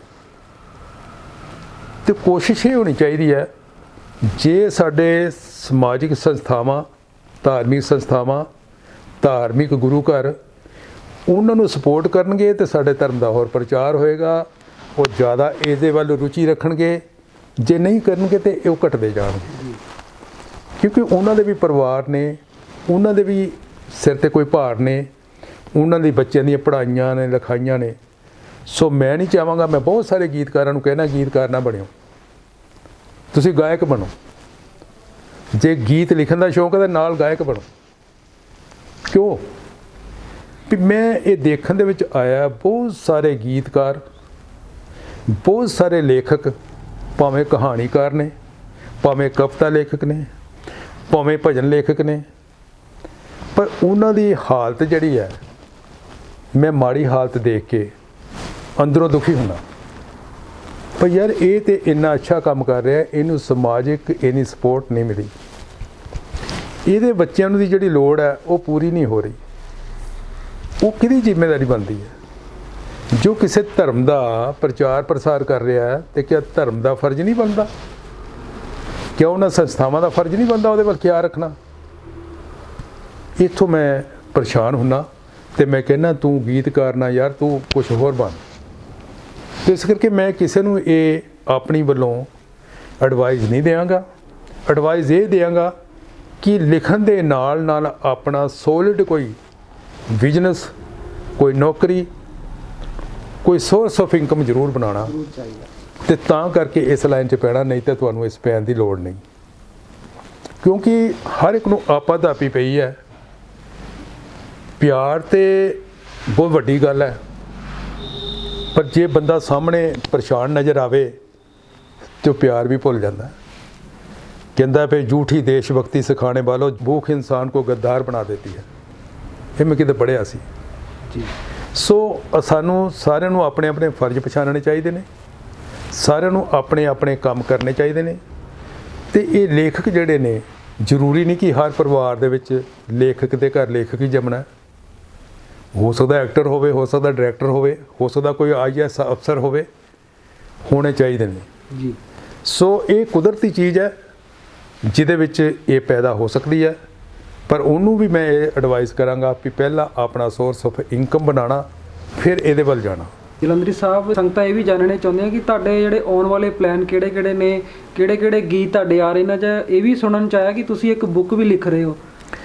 ਦੇਖੋ ਰਕੇਸ਼ ਜੀ, ਗੱਲ ਇਸ ਤਰ੍ਹਾਂ ਵੀ ਰਵਿਦਾਸੀਆ ਚੈਨਲ ਬਹੁਤ ਅੱਛੇ ਸਵਾਲ ਕਰ ਰਿਹਾ, ਤੇ ਤੁਹਾਡੀਆਂ ਸੰਗਤਾਂ, ਤੁਹਾਡੇ ਸਰੋਤੇ, ਤੁਹਾਡੇ ਫੈਨ ਮੇਲਸ ਜਿਹੜੀ ਹੈ, ਹਰ ਇੱਕ ਰਾਈਟਰ ਤੋਂ ਜਾਂ ਗਾਇਕ ਤੋਂ ਜਿਹਦੀ ਤੁਸੀਂ ਇੰਟਰਵਿਊ ਕਰਦੇ, ਉਹਨਾਂ ਤੋਂ ਇਹ ਜਗਿਆਸੂ ਹੁੰਦੇ ਨੇ ਵੀ ਉਹਦੇ ਬਾਰੇ ਜਾਣਨਾ ਵੀ ਇਹ ਅੱਗੋਂ ਕੀ ਕਰਨ ਜਾ ਰਿਹਾ। ਮੇਰੀ ਇੱਕ ਪਲੈਨਿੰਗ ਨਹੀਂ, ਮੇਰੀ ਇੱਕ ਸੋਚ ਹੈ। ਪਹਿਲਾਂ ਮੈਂ ਇੱਕ ਕਿਤਾਬ ਲਿਖੀ ਸੀ ਸਾਹਿਬ ਸ਼੍ਰੀ ਗੁਰੂ ਰਵਿਦਾਸ ਮਹਾਰਾਜ 'ਤੇ, ਅੱਜ ਤੁਹਾਨੂੰ ਵੀ ਦਿਆਂਗਾ। ਸ਼੍ਰੀ ਗੁਰੂ ਰਵਿਦਾਸ ਜੀਵਨ ਤੇ ਸ਼ਲੋਕ। ਇਹ ਸਾਹਿਬ ਸ਼੍ਰੀ ਗੁਰੂ ਰਵਿਦਾਸ ਮਹਾਰਾਜ ਦੀਆਂ ਜਿਹੜੀਆਂ ਉਹਨਾਂ ਦੇ ਸ਼ਲੋਕ, ਉਹਨਾਂ ਦੀਆਂ ਕਰਾਮਾਤਾਂ, ਉਹ ਸਾਰੀਆਂ ਉਸ ਕਿਤਾਬ ਦੇ ਵਿੱਚ ਨੇ। ਸਾਖੀਆਂ ਕਹਿ ਲਓ ਤੁਸੀਂ ਵੀ ਉਹਨਾਂ ਦੀ ਸਾਖੀਆਂ। ਤੇ ਮੈਂ ਹੁਣ ਜਿਹੜੀ ਕਿਤਾਬ ਲਿਖ ਰਿਹਾ, ਇੱਕ ਐਸੀ ਕਿਤਾਬ ਹੈ ਜਿਸ 'ਚ ਸਾਹਿਬ ਸ਼੍ਰੀ ਗੁਰੂ ਰਵਿਦਾਸ ਮਹਾਰਾਜ ਨੇ ਜਿੱਥੇ ਜਿੱਥੇ ਚਰਨ ਪਾਏ ਨੇ ਉਹਨਾਂ ਸਥਾਨਾਂ ਦਾ ਜ਼ਿਕਰ ਕਰਨ ਜਾ ਰਿਹਾ। ਤੇ ਇੱਕ ਮੈਨੂੰ ਜਿੰਨੇ ਮੈਂ ਸ਼ਬਦ ਲਿਖੇ ਨੇ ਸਾਹਿਬ ਸ਼੍ਰੀ ਗੁਰੂ ਰਵਿਦਾਸ ਮਹਾਰਾਜ 'ਤੇ, ਉਹਨਾਂ ਦੀ ਕੋਈ ਮੈਂ ਕਿਤਾਬ ਤਿਆਰ ਕਰਨ ਜਾ ਰਿਹਾ। ਜਿਹੜੇ ਸਾਰੇ ਰਿਕਾਰਡ ਧਾਰਮਿਕ ਗੀਤ ਮੇਰੇ ਉਸ ਕਿਤਾਬ 'ਚ ਹੋਣਗੇ। ਉਹ ਆਉਣ ਵਾਲੇ ਜਲਦੀ ਹੀ ਦਿਨਾਂ ਦੇ ਵਿੱਚ ਰਿਲੀਜ਼ ਹੋ ਜਾਏਗੀ। ਸੋ ਇਹ ਮੇਰੀ ਪਲੈਨਿੰਗ ਦੇ ਨਾਲ ਨਾਲ ਗੀਤ ਮੈਂ ਸਦਾ ਲਿਖਦਾ ਹੀ ਰਹਿਣਾ। ਮੈਨੂੰ ਆਪ ਪਤਾ ਨਹੀਂ ਕਿ ਕਿੰਨੇ ਕੁ ਮੈਂ ਧਾਰਮਿਕ ਗੀਤ ਲਿਖੇ ਨੇ। ਰੂਟੀਨ ਹੀ ਐਸੀ ਹੈ। ਪਿੱਛੇ ਜੇ ਮੈਂ ਆਸਟ੍ਰੇਲੀਆ ਦੇ ਵਿੱਚ ਸੀ ਅਤੇ ਜਦੋਂ ਮੈਂ ਵਾਪਸ ਆਇਆ ਸੀ ਅਤੇ 60 ਗੀਤ ਮੇਰੇ ਕੋਲ ਸਨ ਅਤੇ ਮੈਂ ਕੋਈ 9 ਕੁ ਮਹੀਨੇ ਉੱਥੇ ਰਹਿ ਕੇ ਆਇਆ। ਇੰਨੇ ਦੇ ਦਿਨਾਂ ਦੇ ਵਿੱਚ ਮੈਂ ਉੱਥੇ ਇਹ ਗੀਤ ਲਿਖੇ ਸਨ। ਤਾਂ ਹੁਣ ਵੀ ਇੱਥੇ ਵੀ ਰਚਨਾ ਹੋ ਰਹੀ ਹੈ। ਰਾਤ ਨੂੰ ਬਹਿ ਜਾਈਦਾ, ਸਵੇਰ ਨੂੰ ਬਹਿ ਜਾਈਦਾ, ਜਦੋਂ ਵੀ ਦਿਲ ਦੇ ਵਿੱਚ ਆਉਂਦਾ ਕੋਈ ਖਿਆਲ ਆਉਂਦਾ ਲਿਖ ਲਈਦਾ। ਅਤੇ ਸਾਹਿਬ ਸ਼੍ਰੀ ਗੁਰੂ ਰਵਿਦਾਸ ਮਹਾਰਾਜ ਜੀ ਦੀ ਮੈਂ ਚਾਹਾਂਗਾ ਵੀ ਇਵੇਂ ਹੀ ਮਹਿਮਾ ਗਾਉਂਦਾ ਰਹਾਂ ਅਤੇ ਸਤਿਗੁਰੂ ਦੀ ਕਿਰਪਾ ਰਹੇ। ਮੈਂ ਵਧੀਆ ਤੋਂ ਵਧੀਆ ਗੀਤ ਜਿਹੜੇ ਸੰਗਤ ਦੀ ਝੋਲੀ ਪਾਉਂਦਾ ਰਹਾਂ। ਉਹਨਾਂ ਉਪਰਾਲਿਆਂ ਦੇ ਵਿੱਚੋਂ ਹੋਰ ਗੀਤ ਕੋਈ ਮੇਰੇ ਰਿਕਾਰਡ ਹੋਏ ਆ ਰਹੇ ਨੇ ਅਤੇ ਆਉਂਦੇ ਰਹਿਣਗੇ। ਤੁਹਾਡਾ ਪਿਆਰ ਬਣਿਆ ਰਹੇਗਾ, ਸਰੋਤਿਆਂ ਦਾ, ਦਰਸ਼ਕਾਂ ਦਾ ਆਸ਼ੀਰਵਾਦ ਰਹੇਗਾ ਅਤੇ ਮੈਂ ਹੋਰ ਗੀਤ ਜਿਹੜੇ ਇੱਦਾਂ ਦੇ ਰਚਦੇ ਜਾਵਾਂਗਾ। ਜਦੋਂ ਤੁਹਾਡਾ ਪਿਆਰ ਨਾਲ ਹੈ ਅਤੇ ਮੈਂ ਥੱਕ ਨਹੀਂ ਸਕਦਾ ਜੀ। ਜਲੰਧਰੀ ਸਾਹਿਬ, ਜਿੱਦਾਂ ਤੁਸੀਂ ਦੱਸਿਆ ਕਿ ਆਸਟ੍ਰੇਲੀਆ ਦੇ ਵਿੱਚ ਤੁਸੀਂ 9 ਮਹੀਨੇ ਰਹੇ, ਠੀਕ ਹੈ ਜੀ। ਉੱਥੇ ਤੁਸੀਂ 60 ਗੀਤ ਤਕਰੀਬਨ ਲਿਖ ਦਿੱਤੇ। ਮੈਨੂੰ ਲੱਗਦਾ ਕਿ ਹਜੇ ਪਟਾਰੀ ਤੋਂ ਤੁਸੀਂ ਟੋਕਰੀ ਤੋਂ ਮਾੜਾ ਢੱਕਣ ਹੀ ਚੱਕਿਆ। ਸਾਡੇ ਦਰਸ਼ਕਾਂ ਨੂੰ ਥੋੜ੍ਹਾ ਇਹ ਵੀ ਦੱਸੋ ਕਿ ਉਹ ਪਟਾਰੀ ਵਿੱਚ ਹੋਰ ਕਿੰਨੇ ਕੁ ਗੀਤ ਪਏ ਨੇ। ਪਰ ਕਿ ਜੀ ਇਹਦੀ ਗਿਣਤੀ ਨਹੀਂ ਮੇਰੇ ਕੋਲ ਜੀ। ਕਾਫੀ ਗੀਤ ਪਏ ਨੇ। ਆਉਣ ਵਾਲੇ ਸਮੇਂ 'ਚ ਆਪਣੇ ਸਮੇਂ ਦੇ ਨਾਲ ਨਾਲ ਰੂਬਰੂ ਹੁੰਦੇ ਜਾਣਗੇ। ਪਹਿਲੇ ਗੀਤ ਬਹੁਤ ਜ਼ਿਆਦਾ ਹੋਏ ਕਰਦੇ ਸਨ ਰਿਕਾਰਡ। ਹੁਣ ਟ੍ਰੈਂਡ ਚੱਲ ਗਿਆ ਹੈ ਕੋਈ ਇੱਕ ਗੀਤ ਦਾ ਹੀ ਇੱਕ ਗੀਤ ਆਉਂਦਾ, ਕੋਈ ਵਿਰਲਾ ਸਿੰਗਰ ਗਾਉਂਦਾ। ਪਹਿਲੇ 8-8 ਗੀਤ ਗਾ ਜਾਂਦੇ ਸਨ ਅਤੇ ਹੁਣ ਇਸ ਕਰਕੇ ਉਹਦੀ ਜਿਹੜੀ ਰਿਕਾਰਡਿੰਗ ਦੀ ਹੈ ਉਹ ਘਟ ਜਾਂਦੀ ਹੈ। ਤਾਦਾਦ ਜਿਹੜੀ ਹੈ ਉਹਦੀ ਘਟ ਜਾਂਦੀ ਹੈ। ਬਾਕੀ ਉਹ ਆਉਣਗੇ ਗੀਤ, ਕਿਉਂਕਿ ਗੀਤ ਇੰਨੇ ਸੋਹਣੇ ਨੇ, ਇੰਨੇ ਵਧੀਆ ਨੇ, ਉਹ ਆਉਣੇ ਹੀ ਆਉਣੇ ਨੇ। ਅਤੇ ਇਹ ਚੱਲਦਾ ਹੀ ਰਹਿਣਾ ਸਿਲਸਿਲਾ ਜਦ ਤੱਕ ਬੰਦੇ ਦੇ ਸਾਹ ਚੱਲਦੇ ਨੇ। ਵੈਸੇ ਜੇ ਸੋਚਿਆ ਜਾਵੇ ਸੰਗੀਤ ਸਾਹ ਦੇ ਵਿੱਚ ਸੰਗੀਤ ਜੀ, ਸਾਡੀ ਧੜਕਣ ਦੇ ਵਿੱਚ ਸੰਗੀਤ ਹੈ ਨਾ, ਹਵਾ ਦੇ ਵਿੱਚ ਸੰਗੀਤ, ਪੱਤਿਆਂ ਦੇ ਵਿੱਚ ਸੰਗੀਤ, ਜਦੋਂ ਮਤਲਬ ਕਿ ਹਨੇਰੀ ਆਉਂਦੀ ਉਹ ਵੀ ਸੰਗੀਤ ਹੀ ਹੈ। ਸਾਹ ਦੇ ਵਿੱਚ ਜਿਹੜਾ ਸੰਗੀਤ ਫਸਿਆ, ਸੰਗੀਤ ਤੇ ਮੁੱਕ ਹੀ ਨਹੀਂ ਸਕਦਾ ਹੈ ਨਾ। ਹਰ ਗੱਲ ਦੇ ਵਿੱਚ ਸੰਗੀਤ ਹੈ। ਸੰਗੀਤ ਜਦ ਤੱਕ ਹੈਗਾ ਤਾਂ ਸਾਡੇ ਸਾਹ ਚੱਲ ਰਹੇ ਨੇ। ਜਦੋਂ ਸੰਗੀਤ ਬੰਦ ਤਾਂ ਕਰ ਗਿਆ ਹੈ ਨਾ, ਜਿਹਨੂੰ ਅਨਹਦ ਨਾਗ ਕਹਿੰਦੇ ਆ, ਅਨਹਦ ਰਾਗ। ਇਹ ਜਿਹੜਾ ਚੱਲ ਰਿਹਾ ਉਹਦੇ ਨਾਲ ਹੀ ਸਾਰਾ ਸਰੀਰ ਚੱਲ ਰਿਹਾ। ਅਤੇ ਜਦ ਤੱਕ ਇਹ ਚੱਲ ਰਿਹਾ ਤਾਂ ਸਾਡਾ ਸੰਗੀਤ ਨਾਲ ਵਾਪਸਤਾ ਰਹਿਣਾ ਹੀ ਹੈ। ਇਹ ਚੱਲਦੇ ਹੀ ਰਹਿਣਾ, ਲਿਖਦੇ ਹੀ ਰਹਿਣਾ ਹੈ, ਰਿਕਾਰਡ ਹੁੰਦੇ ਹੀ ਰਹਿਣਾ ਅਤੇ ਅਸੀਂ ਸੁਣਦੇ ਰਹਿਣਾ। ਅਤੇ ਮੇਰੀ ਮੁਰਾਦ ਹੈ ਆਪ ਸਭ ਦਾ ਪਿਆਰ, ਸਤਿਕਾਰ, ਗੁਰੂਆਂ ਦੀ ਕਿਰਪਾ, ਉਸ ਕਾਸ਼ੀ ਵਾਲੇ ਰਹਿਮਤ ਦੀ ਕਿਰਪਾ ਕਿ ਇਹ ਵੱਧ ਤੋਂ ਵੱਧ ਮੇਰੇ ਕੋਲੋਂ ਸੇਵਾ ਹੋ ਜਾਏ। ਮੈਂ ਆਪਣੇ ਆਪ ਨੂੰ ਉਹਨਾਂ ਦਾ ਰਿਣੀ ਸਮਝਾਂਗਾ, ਉਹਨਾਂ ਦਾ ਧੰਨਵਾਦੀ ਸਮਝਾਂਗਾ ਅਤੇ ਕਿਰਪਾ ਰਹੀ ਤਾਂ ਮੈਂ ਜਦ ਤੱਕ ਜ਼ਿੰਦਗੀ ਇਹ ਕਰਦੇ ਹੀ ਰਹਿਣਾ। ਜਲੰਧਰੀ ਸਾਹਿਬ ਨੇ ਆਪਾਂ ਨੂੰ ਥੋੜਾ ਹਿੰਟ ਦੇਤਾ ਕਿ ਜਲਦੀ ਤੋਂ ਜਲਦੀ ਪਟਾਰੀ ਉਹ ਖੁੱਲ੍ਹਣ ਵਾਲੀ ਆ, ਉਹ ਗੀਤਾਂ ਦੀ ਪਟਾਰੀ ਖੁੱਲ੍ਹਣ ਵਾਲੀ ਹੈ। ਜਿਹੜੇ ਧੜਾ ਧੜ ਗੀਤ ਮਾਰਕੀਟ ਵਿੱਚ ਆਉਣਗੇ ਅਤੇ ਤੁਸੀਂ ਉਹਨਾਂ ਦਾ ਆਨੰਦ ਲੈ ਸਕਦੇ ਹੋ। ਤੇ ਤੋਂ ਪਹਿਲਾਂ ਇਸ ਧਰਤੀ 'ਤੇ ਆਏ ਕਈ ਸਿਕੰਦਰ, ਕਾਰੂ ਬਾਦਸ਼ਾਹ ਵਰਗੇ ਮੁੜ ਗਏ ਖਾਲੀ ਹੱਥ ਪਤੰਦਰ। ਤੂੰ ਕਿਸ ਖੇਤ ਦੀ ਮੂਲੀ ਹੈ ਜਰਾ ਬਹਿ ਕੇ ਗੱਲ ਵਿਚਾਰੀ, ਉਹ ਕੱਲ੍ਹ ਦਾ ਪਤਾ ਨਹੀਂ ਕਿਉਂ ਫਿਰਦਾ ਹੰਕਾਰੀ। ਸੋ ਇਹ ਇੱਦਾਂ ਦੇ ਗੀਤ ਸਤਿਗੁਰ ਦੀ ਕਿਰਪਾ ਦੇ ਨਾਲ ਕਈ ਆ ਰਹੇ ਨੇ, ਕਈਆਂ ਨੇ ਆਉਣਾ। ਪਤਾ ਨਹੀਂ ਕਿਹੜਾ ਸੰਗਤ ਨੂੰ ਚੰਗਾ ਲੱਗੇ। ਹੁਣ ਅੱਜ ਕੱਲ੍ਹ ਚੱਲ ਰਿਹਾ ਫੇ ਗੁਰਾਂ ਲਾਏ ਨੇ ਕਾਸ਼ੀ ਦੇ ਵਿੱਚ ਡੇਰੇ, ਸੀਰ ਗੋਵਰਧਨ ਜੀ। ਤੋ ਇਸ ਤਰ੍ਹਾਂ ਆਉਣ ਵਾਲੇ ਸਮੇਂ 'ਚ ਪਤਾ ਨਹੀਂ ਹੋਰ ਕਿਹੜੇ ਕਿਹੜੇ ਗੀਤ ਹਰਮਨ ਪਿਆਰੇ ਹੋਣ। ਇਹ ਸੰਗਤ ਦਾ ਪ੍ਰਤਾਪ ਹੈ, ਉਹ ਪਿਆਰ ਕਰਦੀ ਹੈ ਗੀਤਾਂ ਨੂੰ। ਸਾਡੇ 'ਚ ਉਤਸ਼ਾਹ ਵੱਧਦਾ ਅਤੇ ਅਸੀਂ ਹੋਰ ਲਿਖਦੇ ਹਾਂ ਅਤੇ ਉਹਨਾਂ ਦਾ ਪਿਆਰ ਬਣਿਆ ਰਹੇ। ਇਸੇ ਤਰ੍ਹਾਂ ਰਵਾਨਗੀ ਚੱਲਦੀ ਰਹੇਗੀ।